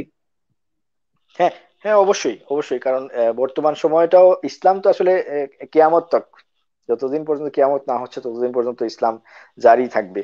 এবং যারা ইসলামের দাবি করবেন, ইমানের দাবি করবেন, ইমানের দাবি করার পরের কাজই হচ্ছে তার উপর পরীক্ষা আসবে, নানান রকমের পরীক্ষা। এবং হাদিসে জি। বর্ণনায় যে যত ভালো ইমানদার তার তত বেশি আসবে। যেমন হাদিসে সরাসরি বলা হচ্ছে যে আসাদুন নাসি বালাআন আল আম্বিয়া সুম্মা সালিহুন, সবচেয়ে বেশি পরীক্ষার সম্মুখীন হন নবীগণ, তারপরে সালিহুনগণ, তুমাল আমসাল ফাল আমসাল। এরপরে এরকম ভাবে ইমানের অবস্থা অনুযায়ী অনেকগুলো হাদিস আমরা দেখতে পাই, ইবনে মাজাহ, সুনান তিরমিজিতে এইরকমের হাদিস আসছে যে নবীগণ তার পরবর্তী মুমিনগণ এইভাবে আসবে। তো এই যুগেও যারা আমরা আসলে এরকম ভাবে ইমানের দাবি করব তারাও এরকম ভাবে পরীক্ষার সম্মুখীন হব নিঃসন্দেহে, এর কোনো সন্দেহের অবকাশ নেই। যারা বর্তমান কালে এরকম নানা রকম দুর্দশায় পড়ছেন, নানান ভাবে জুলুমের শিকার হচ্ছেন, কিংবা ইসলামের কথা বলতে গিয়ে, ইমানের কথা বলতে গিয়ে, কিংবা দুনিয়াবি নানান রকমের বিপদে পড়ছেন, তারা এই সবগুলাই হচ্ছে একটা পরীক্ষা। এবং সেই পরীক্ষায় জাযাকুমুল্লাহু যদি খাইরান শেখ। সবরের সাথে, সবরের সাথে ইমানের সাথে মোকাবিলা করা যায়, তো আশা করা যায় যে আল্লাহ তাআলা পরবর্তী প্রতিদান গুলা দেবেন। ইনশাআল্লাহ, ইনশাআল্লাহ। শেখ, আমরা 3 নম্বর আয়াতে যদি একটু লক্ষ্য করি, সেখানে আল্লাহ তাআলা আমাদেরকে একটু স্মরণ করে দিচ্ছেন মনে হয় যে তোমরা শুধু পরীক্ষার সম্মুখীন হবে না, বরং তোমাদের পূর্বে যারা ছিলেন তাদেরকেও পরীক্ষার সম্মুখীন হতে হয়েছে। সেখানে আমরা যাচাই বাছাই করছি কে সত্য কে মিথ্যাবাদী। তো এখানে শেখ আপনি বলেছিলেন আমাদের বিভিন্ন নবীদের গল্প আল্লাহ তাআলা এখানে নিয়ে এসেছেন। তাদের উপরে বিভিন্ন নির্যাতন হয়েছে, বা সেখানে তাদের উম্মতদের কন্ডিশন বলেছেন। আমরা জানতে চাই যে এই যে পরীক্ষাগুলো আসছেন, সত্যবাদী এবং মিথ্যাবাদী, এটা আমরা বর্তমান প্রেক্ষাপটে কিভাবে যাচাই করতে পারি? বা আপনি যদি আমাদেরকে একটু জানাতেন। এই আয়াতে একে তো হচ্ছে যে পূর্ববর্তী যারা ছিলেন, সেটা একটা সান্ত্বনা যে শুধুমাত্র তোমাদের উপরই আসেনি, বরং হযরত আদম আলাইহিস সালাম থেকে শুরু করে একেবারে আল্লাহ রসুল আসার আগ পর্যন্ত যত রকমের মুমিন মানুষজন ছিলেন, সকলেই এরকম পরীক্ষার শিকার হয়েছেন। বিভিন্ন বিশেষ করে নবীদের কাহিনী আমরা কোরআনে দেখেছি। হযরত আইয়ুব আলাইহিস সালাম, হযরত শুআয়ব আলাইহিস সালাম, হযরত মূসা আলাইহিস সালাতু ওয়াস সালাম, হযরত ঈসা আলাইহিস সালাতু ওয়াস সালাম, তাদের জানের উপরে আঘাত এসেছে। তো অতএব এই জামানার যে সমস্ত মুমিন আসবেন তাদের জন্য সেটা নতুন নয়। আমাদের পূর্ববর্তী যারা সাহাবায়ে কেরাম ছিলেন তারাও নির্যাতনের শিকার হয়েছেন। পরবর্তী সালাফগণ, এখনকার সময়ে যারা আমরা মুমিন দাবি করি, তারাও হয়তো যদি ইসলামের ক্ষেত্রে আমরা সত্যবাদী হই তাহলে আমরাও হয়তো সেই দুর্দশার শিকার হব। তো একটা বিষয় এই আয়াতে স্পেশালি একটু উল্লেখ করতে চাই, সেটা হচ্ছে অনেকে এখানে একটু কনফিউশনে পড়ে যান। কারণ যে আল্লাহ তাআলা তো আগে থেকেই জানেন, তাইলে কিভাবে আল্লাহ তাআলা এই কথাগুলো বলবেন? যে কোয়েশ্চেনটা আপনি করলেন যে আমরা আসলে কিভাবে বুঝবো কে সত্যবাদী মিথ্যাবাদী, এটা হচ্ছে যে আল্লাহ তাআলা পরীক্ষা যে বিষয়গুলা দিয়ে করেন সেগুলার দ্বারা ইমানের বাস্তবতা কিন্তু ক্লিয়ার হয়ে যায়। পরীক্ষার নানান রকমের স্তর আছে, বিশেষ করে আহ, অনেক কোরআনেরই বলা হয়েছে আমওয়ালিকুম ওয়া আওলাদুকুম ফিতনা, মাল এবং সন্তান সন্ততি ফিতনা। কাউকে হয়তো আল্লাহ সন্তান দিয়ে পরীক্ষা করেন, কাউকে সন্তান না দিয়ে করেন, কাউকে কোরআনে তো সরাসরি আল্লাহ বলছেন ইয়াহাবু লিমান ইয়াশাউ ইনাসা ওয়া ইয়াহাবু লিমান ইয়াশাউ যুকুর। কাউকে হয়তো বন্ধা করে পরীক্ষা করেন, কাউকে মাল দিয়ে পরীক্ষা করেন, কাউকে যেমন যাকে দিলেন হয়তো দেখতেছেন সে মাল কিভাবে খরচ করতেছে, কিভাবে উপার্জন করতেছে কিনা, জাকাত দিচ্ছে কিনা, গরিবের হক আত্মীয় স্বজনের হক আদায় করছে কিনা। যাকে দেন নাই তাকে হয়তো পরীক্ষা করছেন যে সে কিভাবে মালের জন্য ছুটছে, মালের অর্জনের জন্য তার ইমান এবং আমলিয়াতের কোনো ক্ষতি হচ্ছে কিনা, হারাম পন্থায় সে মাল উপার্জনের জন্য ব্যস্ত কিনা। এরকম ভাবে নানান রকম পরীক্ষা হচ্ছে। তো আমরা আসলে সত্যবাদী মিথ্যাবাদী চিনবো ওইভাবেই যে আসলে যে যে হকের উপরে আছে, ইসলামের উপরে আছে, ইমানের দাবির উপরে অটল আছে, সে তার দ্বারা কখনোই খারাপ কাজ হবে না, ইসলামের বাইরের কোনো কাজ হবে না, আল্লাহ তাআলা নিষেধকৃত কোনো কাজ হারামের মধ্যে সে লিপ্ত হবে না। সেটা দ্বারাই আসলে বুঝতে পারবো যে তার বক্তব্যের মধ্যে সত্যবাদিতা এবং মিথ্যাবাদিতা। যারা আমরা নামাজ না পড়ে দিনের আহ, দিন বুঝে ফেলছি দাবি করছি, তারা আসলে ওই যে এই মাপকাঠিতে এসে আসলে তাদের সত্যবাদিতা এবং মিথ্যাবাদিতা প্রমাণ হয়ে যায়। এবং মনে রাখার বিষয়, আল্লাহ তাআলা কিন্তু বলছেন যে তোমরা ইমানের দাবি করলেই তোমরা বেঁচে যাবে সেটা না, মুমিনদেরকে বলছেন, কাফিরদেরকে বলেন নাই যে তোমরা কি ভাবছো যে তোমরা বেঁচে যাবে, তোমাদের পরীক্ষা করা হবে না? এই কথা কাফিরদেরকে না, বলা হচ্ছে মুমিনদেরকে। ইমানের দাবি করছো, তারপরেও তোমাদেরকে পরীক্ষা করা হবে না। যেমন বর্তমান সময়ে আমরা জানি যে কোভিড ব্যাপকভাবে ছড়িয়ে পড়ছে। কোভিড এর ক্ষেত্রে আসলে আমরা কি করব? সেখানে আল্লাহর যে রুলস, আল্লাহ যে সমস্ত বিষয়গুলা আল্লাহ নবীর মাধ্যমে আমাদেরকে জানিয়েছেন, ধৈর্য ধরে অপেক্ষা করা এবং মহামারী লাগলে স্থান ত্যাগ না করা, নতুন করে না ঢোকা, উম্মতের সহায়তা করা, নানান রকমের মূলনীতি যেগুলো আছে সেগুলা যদি আমরা পালন করি, তাইলে বুঝতে পারবো যে এই পরীক্ষায় আমরা পাশ করেছি, এই ফিতনার মধ্যে আমরা পাশ করেছি। আর তা না করে যদি আমরা ছোটাছুটি করি, আমরা নিরাশ হয়ে যাই, আমরা যদি বলি যে আল্লাহ আর কাউকে খুঁজে পেলো না, আমাদের নিয়ে বিপদে ফেলাইলো, তো ধৈর্য হারা হয়ে যায়। এইগুলা হচ্ছে আসলে ফিতনা বা এই পরীক্ষাতে ফেল করার অবস্থা। তো যারা পাশ করবেন, যারা ইমান এবং আমলের দাবিতে সত্যবাদী, তারা আল্লাহ এবং আল্লাহর হুকুমের আনুগত্য করবেন, সেটা সর্বযুগে সব সময়। জাযাকুমুল্লাহ খাইরান শেখ। আমরা একটু 4 নম্বর আয়াতের একটু যেতে চাই। সেখানে আল্লাহ সুবহানাহু ওয়া তাআলা একটু মনে হয় যে আমাদেরকে সতর্ক করে দিচ্ছেন যে যারা কি মন্দ কাজ করে, তারা কি মনে করে যে তারা বেঁচে যাবে, তাদের ফয়সালা খুবই মন্দ। এই যে এই আয়াতটাতে আল্লাহ সুবহানাহু ওয়া তাআলা মূলত আমাদেরকে কি বোঝাতে যাচ্ছেন, শেখ যদি আমাদেরকে একটু পরিষ্কার করতেন। আহ প্রথম দুটো আয়াতে আমরা দেখেছি যে আল্লাহ তাআলা পরীক্ষার কথা বলেছেন। এই দুইটা আয়াত, বিশেষ করে 3 এবং 4 নম্বর আয়াত, হচ্ছে আল্লাহ তাআলা পরিণামের কথা বলেছেন। তো 3 নম্বর আয়াত, 4 নম্বর আয়াতে, সরি, 4 নম্বর আয়াতে আল্লাহ তাআলা কাফিরদের পরিণাম বলেছেন, 5 নম্বর আয়াতে আল্লাহ তাআলা মুমিনদের পরিণাম বলেছেন। জি। কাফিরদের এই আয়াতটা নাজিল হয়েছে হচ্ছে বিশেষ করে আবু জাহেল, আসওয়াদ, তারপরে ওয়ালিদ ইবনে মুগীরা, এইসব যে সমস্ত মক্কার কাফির মুশরিকরা ছিল তাদের উদ্দেশ্যে। এবং বর্তমান সময়ে যারা পাপাচারী মুমিন কাফির, তাদের জন্য এই আয়াত প্রযোজ্য। যে যারা খারাপ কাজ করে, তারা কি ধরে নিচ্ছে যে আম হাসিব, তারা কি ধারণা করে যে আন আইয়াসবিকুনা, সে অগ্রবর্তী হয়ে যাবে, আমার চাইতে অগ্রবর্তী হয়ে যাবে, অর্থাৎ আল্লাহ তাআলার আয়াতের বাইরে চলে যাবে, সেটা কি সে মনে করে নাকি? এই এই এই যে তাদের সিদ্ধান্ত বা তাদের যে এই যে ধারণাটা, আল্লাহ তাআলা বলছেন সা আমা ইয়াহকুমুন, তারা যে সিদ্ধান্ত নিয়েছে, তারা যে অনুমান করেছে, সেটা কতই না নিকৃষ্ট। মানে আল্লাহ তাআলার ক্ষমতা সম্পর্কে তাদের কোনো ধারণাটাই নাই। এটা হচ্ছে বিষয়। মানে আমাদেরকে এখানে সতর্ক করে দেয়া হচ্ছে যে আমরাও যদি মনে করি যে একটা পাপ গোপনে করে ফেললাম, আল্লাহ তাআলা দেখবে না, অসম্ভব, কখনোই হতে পারে না। এবং এই মুমিনদের জন্য, যারা প্রকৃত মুমিন, সাদিক মুমিন, তাদের জন্য এখানে একটা সান্ত্বনাও আছে যে যারা অত্যাচার করছে, তারা কিন্তু আল্লাহ তাআলার আয়ত্তের বাইরে চলে যাচ্ছে না, তারা একদিন না একদিন আল্লাহ তাআলা তাদেরকে পাকড়াও করবেন, সেই সান্ত্বনাটা মুমিনদের জন্য থাকবে। তো এবং বিশেষ করে আরো একটা শিক্ষা আমরা এই আয়াত থেকে নেই, যেটা হচ্ছে যে সিদ্ধান্তের যে অসারতাটা, যে সমস্ত সিদ্ধান্ত আমাদের ব্যক্তিগত জীবনে বলি, সামষ্টিক জীবনে বলি, যে সমস্ত সিদ্ধান্ত আমাদের আল্লাহ তাআলার ইলমের আলোকে হবে না, বিশেষ করে কোরআন এবং সুন্নাহর আলোকে হবে না, সেই সমস্ত সমস্ত হুকুম বা ফয়সালার ক্ষেত্রে সা আমা ইয়াহকুমুন বলা যেতে পারে যে এই সিদ্ধান্তগুলা একেবারেই নিষ্ফল, অসার।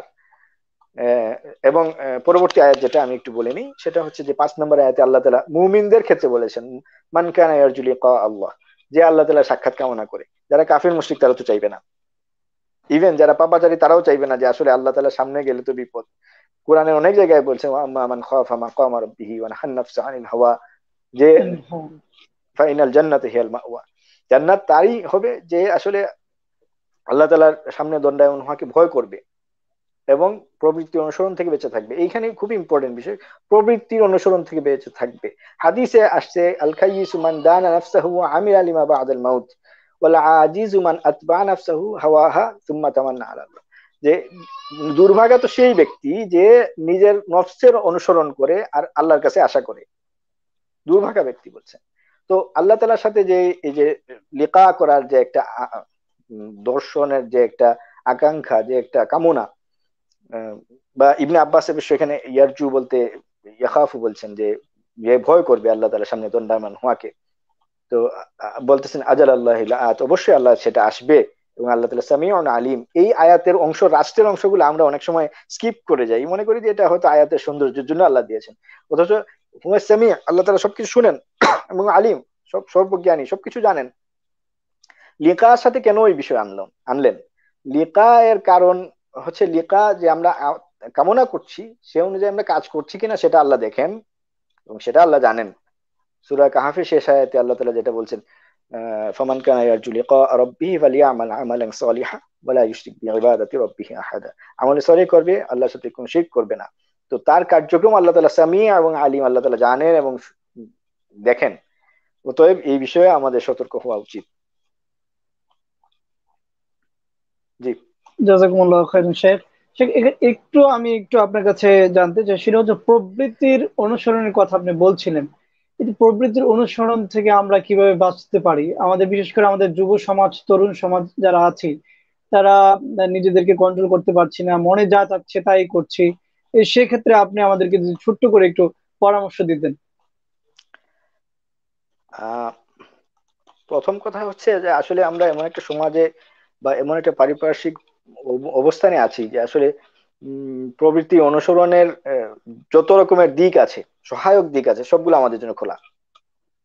সেখান থেকে বেঁচে থাকার জন্য যে সমস্ত বিষয়গুলো দরকার আমরা সেগুলো শাট ডাউন করে রাখছি।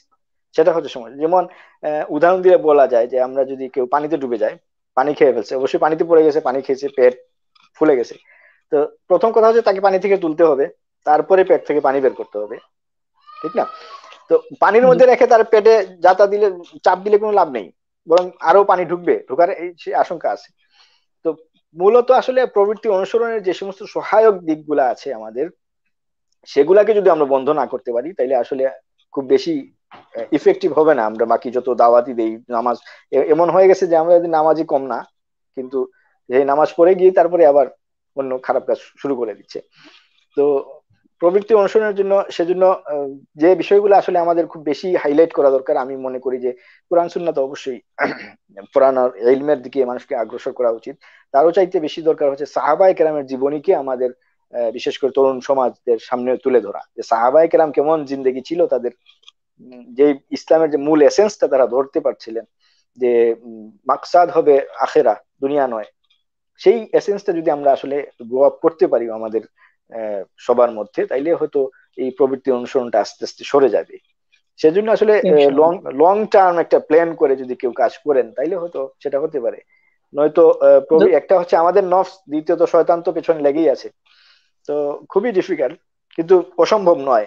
যুগে যুগে সারা দুনিয়া ব্যাপী অনেক মানুষ সেই প্রবৃত্তি অনুসরণকে ত্যাগ করতে পেরেছিলেন, আল্লাহ তাআলার আউলিয়া হয়ে গেছেন তারা।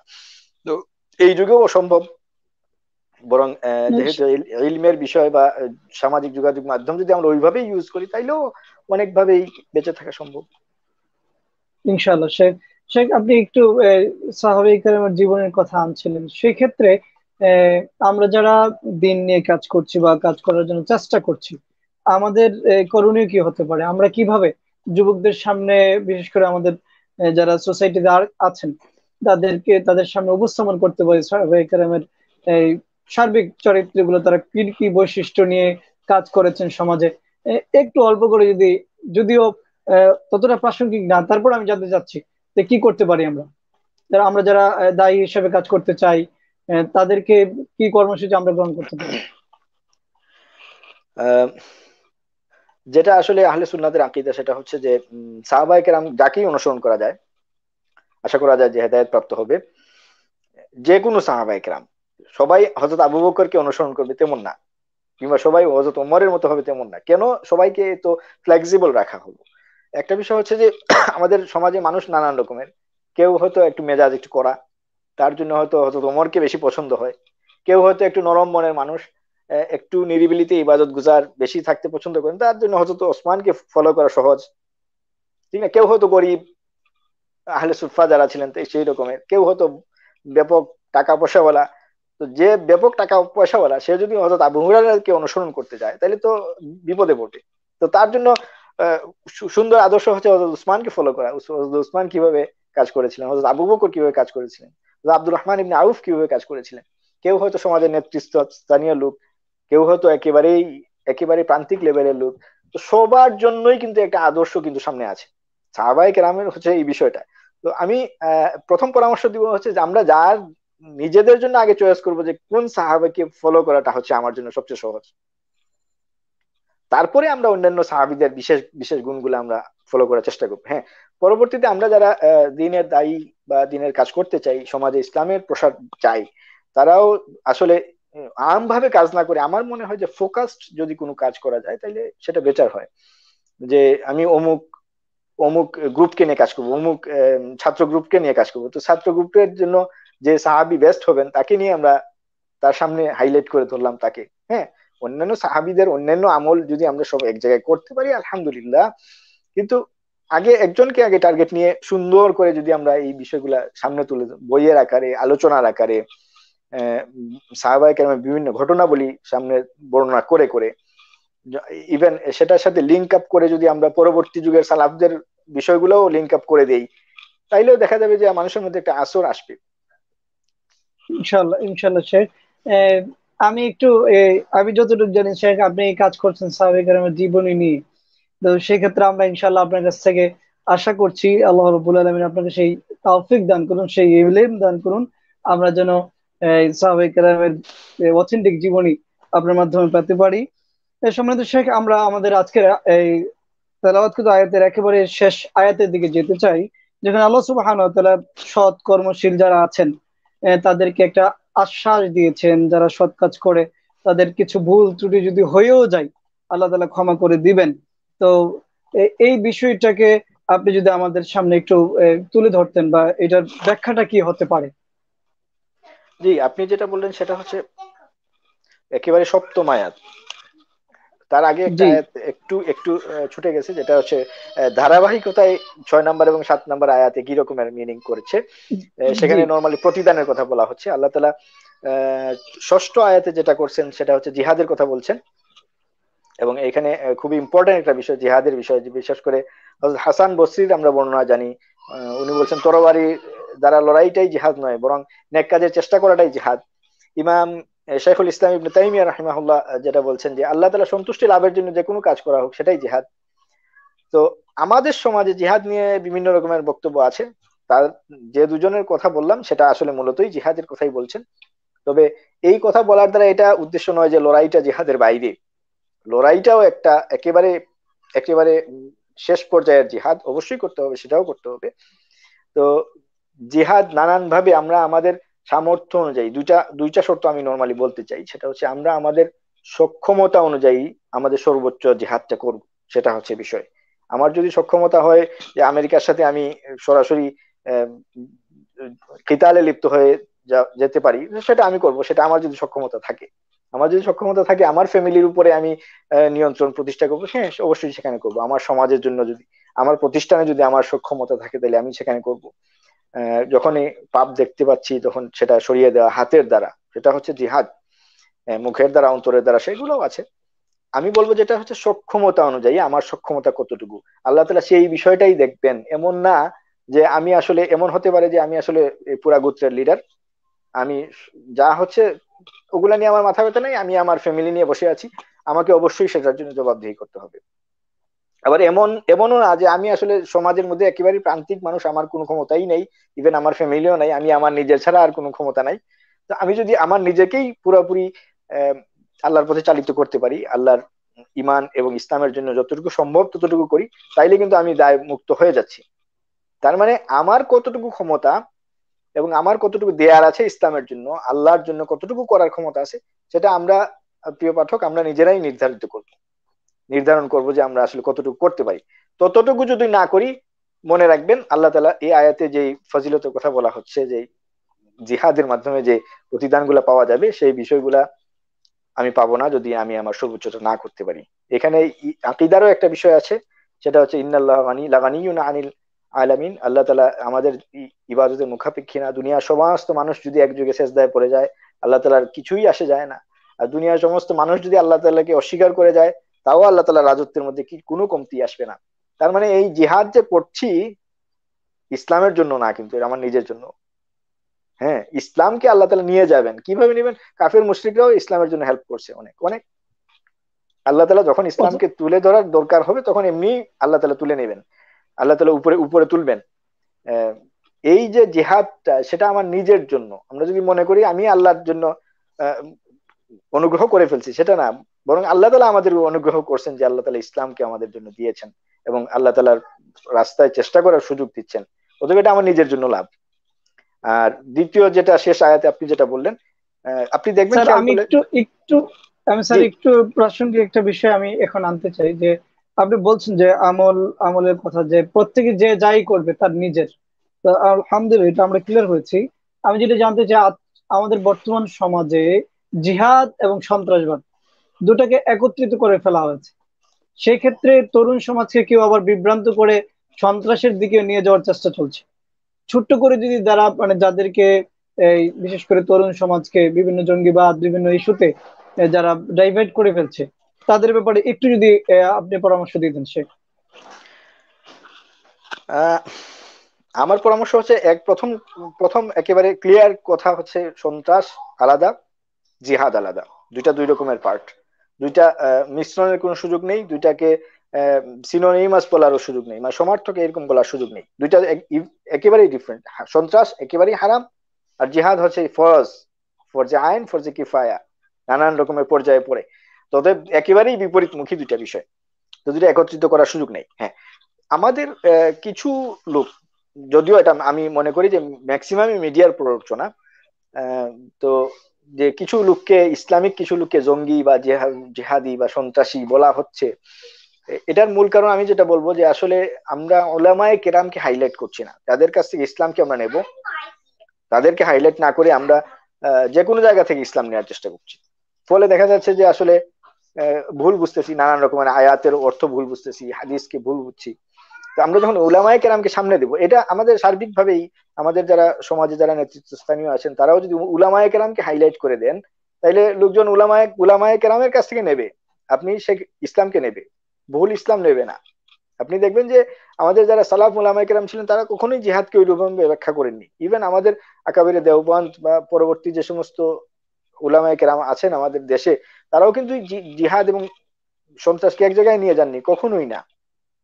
আপনি যখন তাদেরকে সুযোগ না দিয়ে আপনি যারা খণ্ডিত আকারে ইসলামকে জানছেন তাদেরকে হাইলাইট করে দিচ্ছেন, ফলে দেখা যাবে যে আসলে মানুষ ওদের কাছ থেকে ইসলামকে নেবে, ভুল জানার সুযোগটা চলে আসে, ভুল ব্যাখ্যার অবকাশটা চলে আসে। হ্যাঁ, আপনি যখন তাদেরকে প্রমোট করবেন যারা ভালো ইসলামকে জানেন, যারা, আমরা আসলে স্পেসিফিক, আমরা আসলে সব জায়গায় স্পেশালিস্ট খুঁজে থাকি, শুধু ইসলামের ক্ষেত্রে আমরা সেখানে যাই না। ইভেন সব জায়গায় আমি আমার ইউনিভার্সিটিতেও দেখেছি, যদি ইসলামের কোনো ইস্যু আসলে যারা দু একটা কথা বলতে পারে, ইসলাম নিয়ে একটু ভাষা ভাষা জ্ঞান আছে, তারাই ইসলামের চিন্তাবিদ। অথচ যারা জানেন তাদের কাছে যাওয়া হচ্ছে না।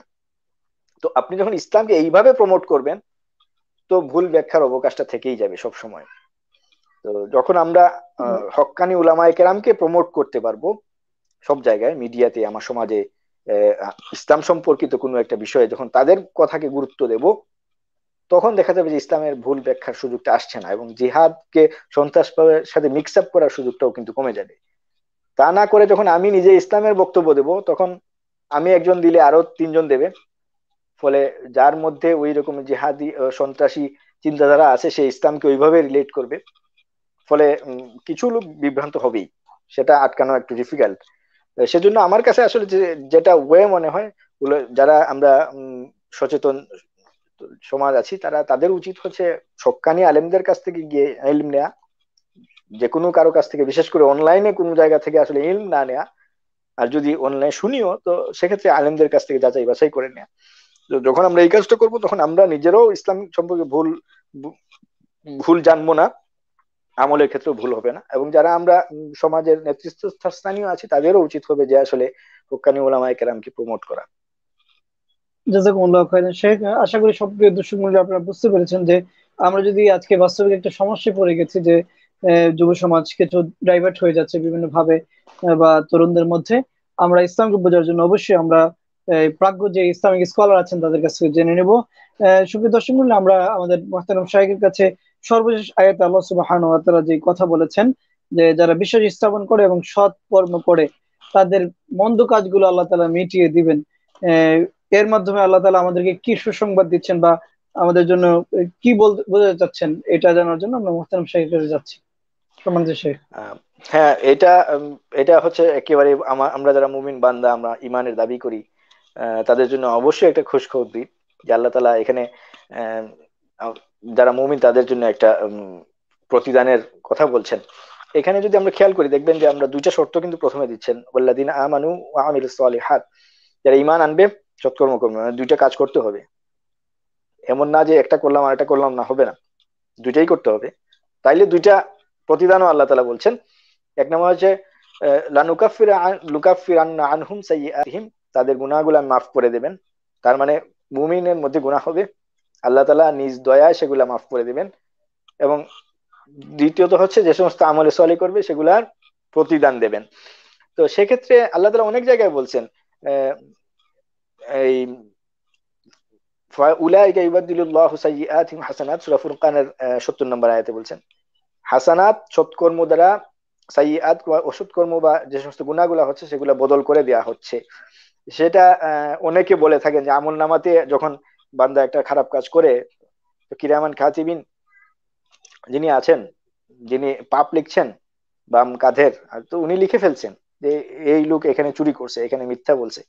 তো যখন এটাই নিয়ে তাওবা করছে কিংবা এটার পরপরই সে কোনো সওয়াবের কাজ করছে, তো সেটা তো মুছে ফেলা উচিত, মুছে দেওয়া হচ্ছে। তো এই যে জায়গাগুলো ফাঁকা থেকে যাচ্ছে, আপনি যদি খাতার মধ্যে লিখেন দেখবেন যে যখন মুছে ফেললেন ফাঁকা হয়ে যাচ্ছে, এখানে কি দিবেন। পরবর্তীতে অনেকেই অনেক সালাফগণ বলে থাকেন যে এই এই জায়গাগুলো আল্লাহ তাআলা সওয়াবের দিয়ে ভরে দিবেন, ফাঁকা থাকবে না। তো এই ব্যাখ্যা অনেকেই বলছে সাইয়্যাতিম হাসানাত, মানে বদল করছেন যেভাবে, যেমন ইন্নাল হাসানাত ইউযহিবনা সাইয়্যাত। তো আল্লাহ তাআলা যেটা করছেন যে পাপ সমূহ মাফ করে দিচ্ছেন। এবং এটা একটা ভীষণতম আসলে লজ্জার বিষয় যে কিয়ামতের দিন কোনো মুমিনকে যদি তোলা হয় এবং সবার সম্মুখে তার পাপকে প্রকাশ করে দেওয়া হয়, এটা অনেক বড় একটা আযাব, ঠিক না? এবং এই জন্য বলা হয় যে হায়াউ মিনাল ঈমান, কেন লজ্জাশীলতা ঈমানের অঙ্গ, কারণ লজ্জার কারণে মানুষ অনেক পাপ কাজ থেকে বেঁচে থাকে। তো এবং আল্লাহ তাআলার একটা নামও আমরা জানি যে সাত্তার, আল্লাহ তাআলা গোপন করে নেন। তো এই কাজগুলো আল্লাহ তাআলা গোপন করবেন যদি আমরা ঈমান এবং আমলের দাবিতে সত্যবাদী হই, আমলে সলিহ করি। হ্যাঁ, আমাদের জীবনে অনেক পাপ হয়ে গেছে, অনেক পাপ হয়েছে যেটা আল্লাহ এবং আমি ছাড়া বা আমরা ছাড়া আর কেউ জানে না। তো আল্লাহ তাআলা এগুলা ঢেকে রাখবেন। এবং এই এই কথা বলাও হচ্ছে যে আমাদেরকে যে তুমি তোমার ভাইয়ের পাপকে গোপন রাখো, আল্লাহ তোমার পাপকে গোপন রাখবেন। তো অথচ আমরা উল্টা কাজ করে যাচ্ছি। এখন সোশ্যাল মিডিয়া আমাদের হাতে আসায় আমরা আসলে সিনেমা হলে গেলাম, গিয়ে এসে স্ট্যাটাস দিয়ে দিলাম যে আমি তো আজকে এই সিনেমা দেখে আসছি। যে কাজটা আল্লাহ তাআলা গোপন রাখতে চাচ্ছেন, আমরা সেটা প্রকাশ করে হাজারো হাজারো লাখ লাখ সাক্ষী বানিয়ে নিচ্ছি। তো এই এই সমস্ত সাইয়্যাত গুলো আসলে বদল করা একটু ডিফিকাল্ট, কারণ সবাই অলরেডি জেনে যাচ্ছে। তো যে সমস্ত বিষয়গুলো আমরা কাপ হয়ে যাচ্ছে, তা আমরা যদি আমলে সালেহ এবং ইমানের উপর থাকি, তাইলে আল্লাহ তাআলা এই পাপগুলো মিটিয়ে দেবেন। বিগত যে সমস্ত গুনাহ করে ফেলছি সেগুলোর জন্য দুশ্চিন্তা করার কোনো সুযোগ নেই, কোনো দরকার নেই। আর উত্তম প্রতিদান, আল্লাহ তাআলার প্রতিদান আল্লাহ যেরকম সেরকমই।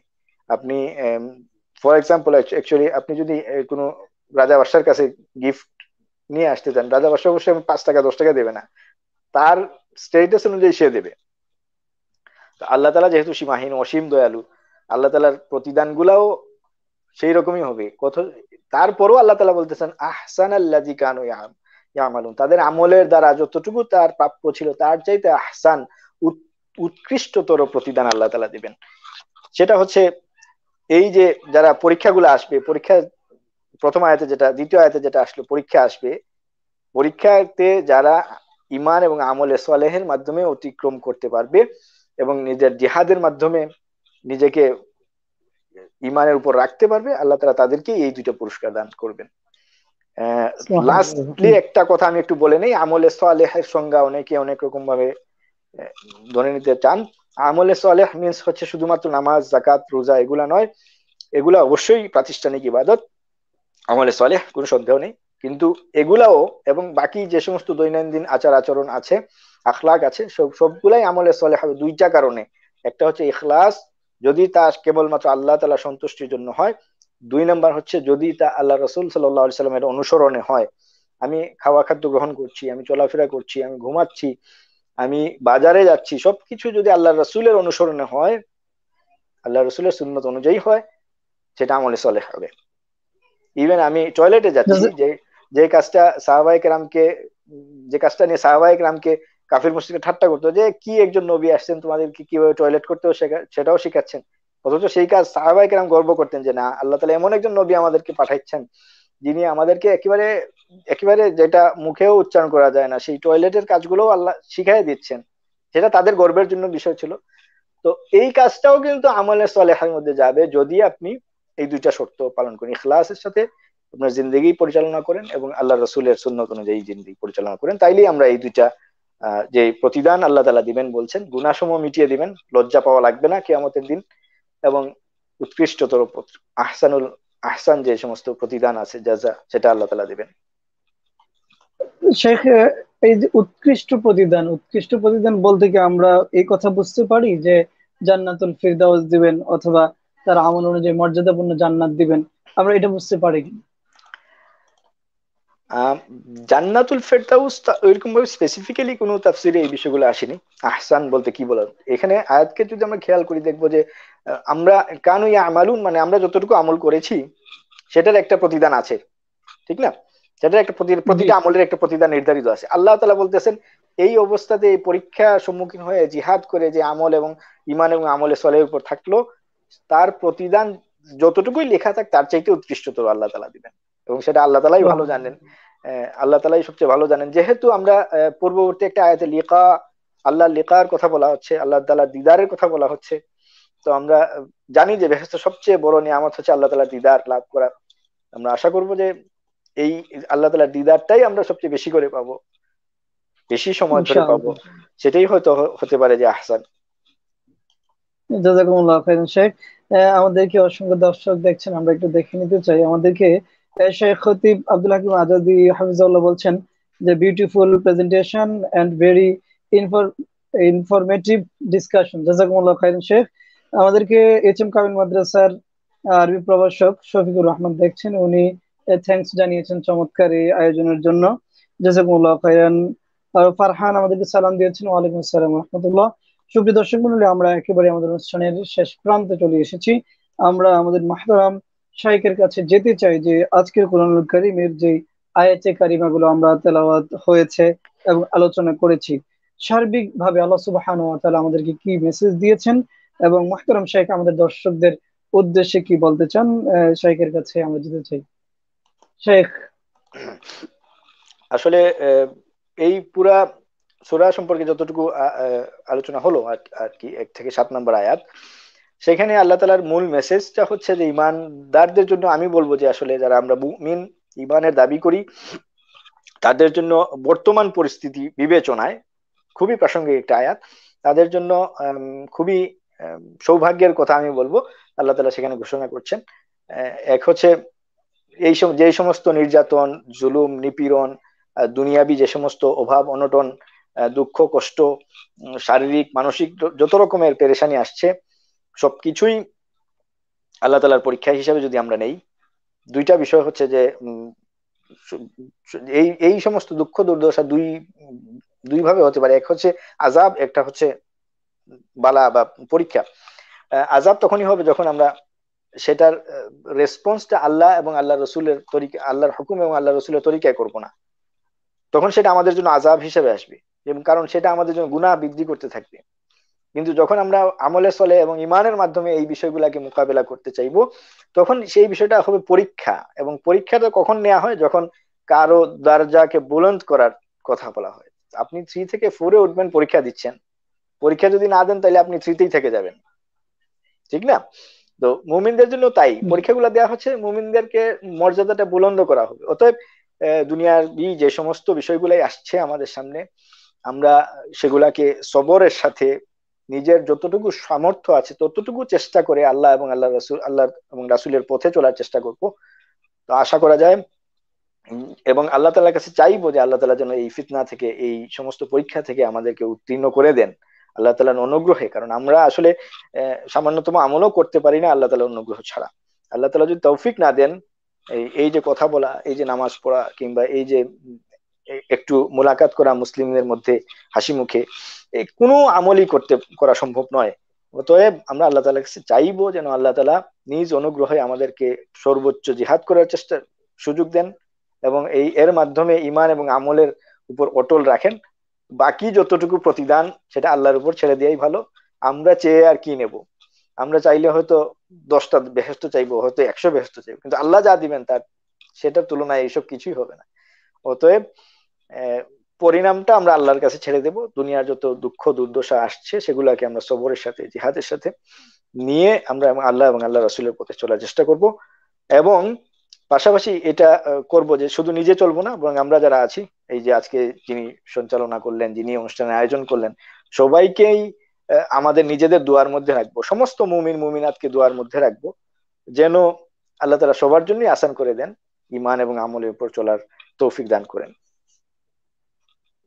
জাযাকুমুল্লাহ খাইরান শেখ, আপনি আপনার মূল্যবান সময় থেকে আমাদেরকে সময় দিয়েছেন, দীর্ঘ সময় আপনি আমাদেরকে সময় দিলেন, সেই জন্য আল্লাহ তাআলার কাছে দোয়া করছি আল্লাহ সুবহানাহু ওয়া তাআলা আপনার এই সময়ের কুরবানিকে কবুল করে নিন, এবং এই কুরবানির মাধ্যমে সময়ের যে কুরবানি করেছেন আল্লাহ তাআলা তার উত্তম জাযা দিন, সেই দোয়া করছি। সুপ্রিয় দর্শক মণ্ডলী, আমরা আমাদের অনুষ্ঠানের একেবারে শেষ প্রান্তে চলে এসেছি। আল্লাহ সুবহানাহু ওয়া তাআলা সূরা আনকাবুতের এই আয়াতে কারিমাগুলোতে আমাদেরকে যেই কথাগুলো বলেছেন, আমরা যেন এই কথাগুলো আমাদের বাস্তবিক জীবনে প্রয়োগ করতে পারি। আমাদের জীবনে যদি কখনো পরীক্ষা চলে আসে, আমরা যেন ধৈর্যের সাথে আমরা এই মোকাবেলা করতে পারি, এবং আমরা যেন এই কথাটা সর্ব অবস্থায় মাথায় রেখে যে ফাইন্না মাআল উসরি ইউসরা, কষ্টের পরেই আল্লাহ তাআলা সুখ দিবেন, আমরা যদি এটা আমাদের ব্রেনে রেখে আমরা ধৈর্য ধারণ করতে পারি, আশা করি আল্লাহ সুবহানাহু পরিশেষে আমাদের এই আজকের আয়াতে কারিমাতে যে কথা বলেছেন যে তোমাদের জন্য আমি উৎকৃষ্ট প্রতিদান দেব, সেই আমরা উৎকৃষ্ট প্রতিদান পাবো সেই আশা রেখে আল্লাহ তাআলার কাছে সেই দোয়া করে আজকে আমরা আমাদের অনুষ্ঠান এখানে শেষ করতে চাই। ইনশাআল্লাহ আগামী সপ্তাহে একই দিন একই সময়ে উইজডম ইসলামিক টেলিভিশনের পর্দায় নতুন কোন শাইখকে নিয়ে উপস্থিত হব। সেই পর্যন্ত আল্লাহ তাআলা আমাদেরকে সুস্থ রাখুন, ভালো রাখুন, আমাদেরকে দ্বীনের পথে জীবনকে পরিচালিত করার তৌফিক দান করুন, সেই দোয়া এবং সেই আশা রেখে আজকে বিদায় নিচ্ছি। আসসালামু আলাইকুম ওয়া রাহমাতুল্লাহি ওয়া বারাকাতুহু।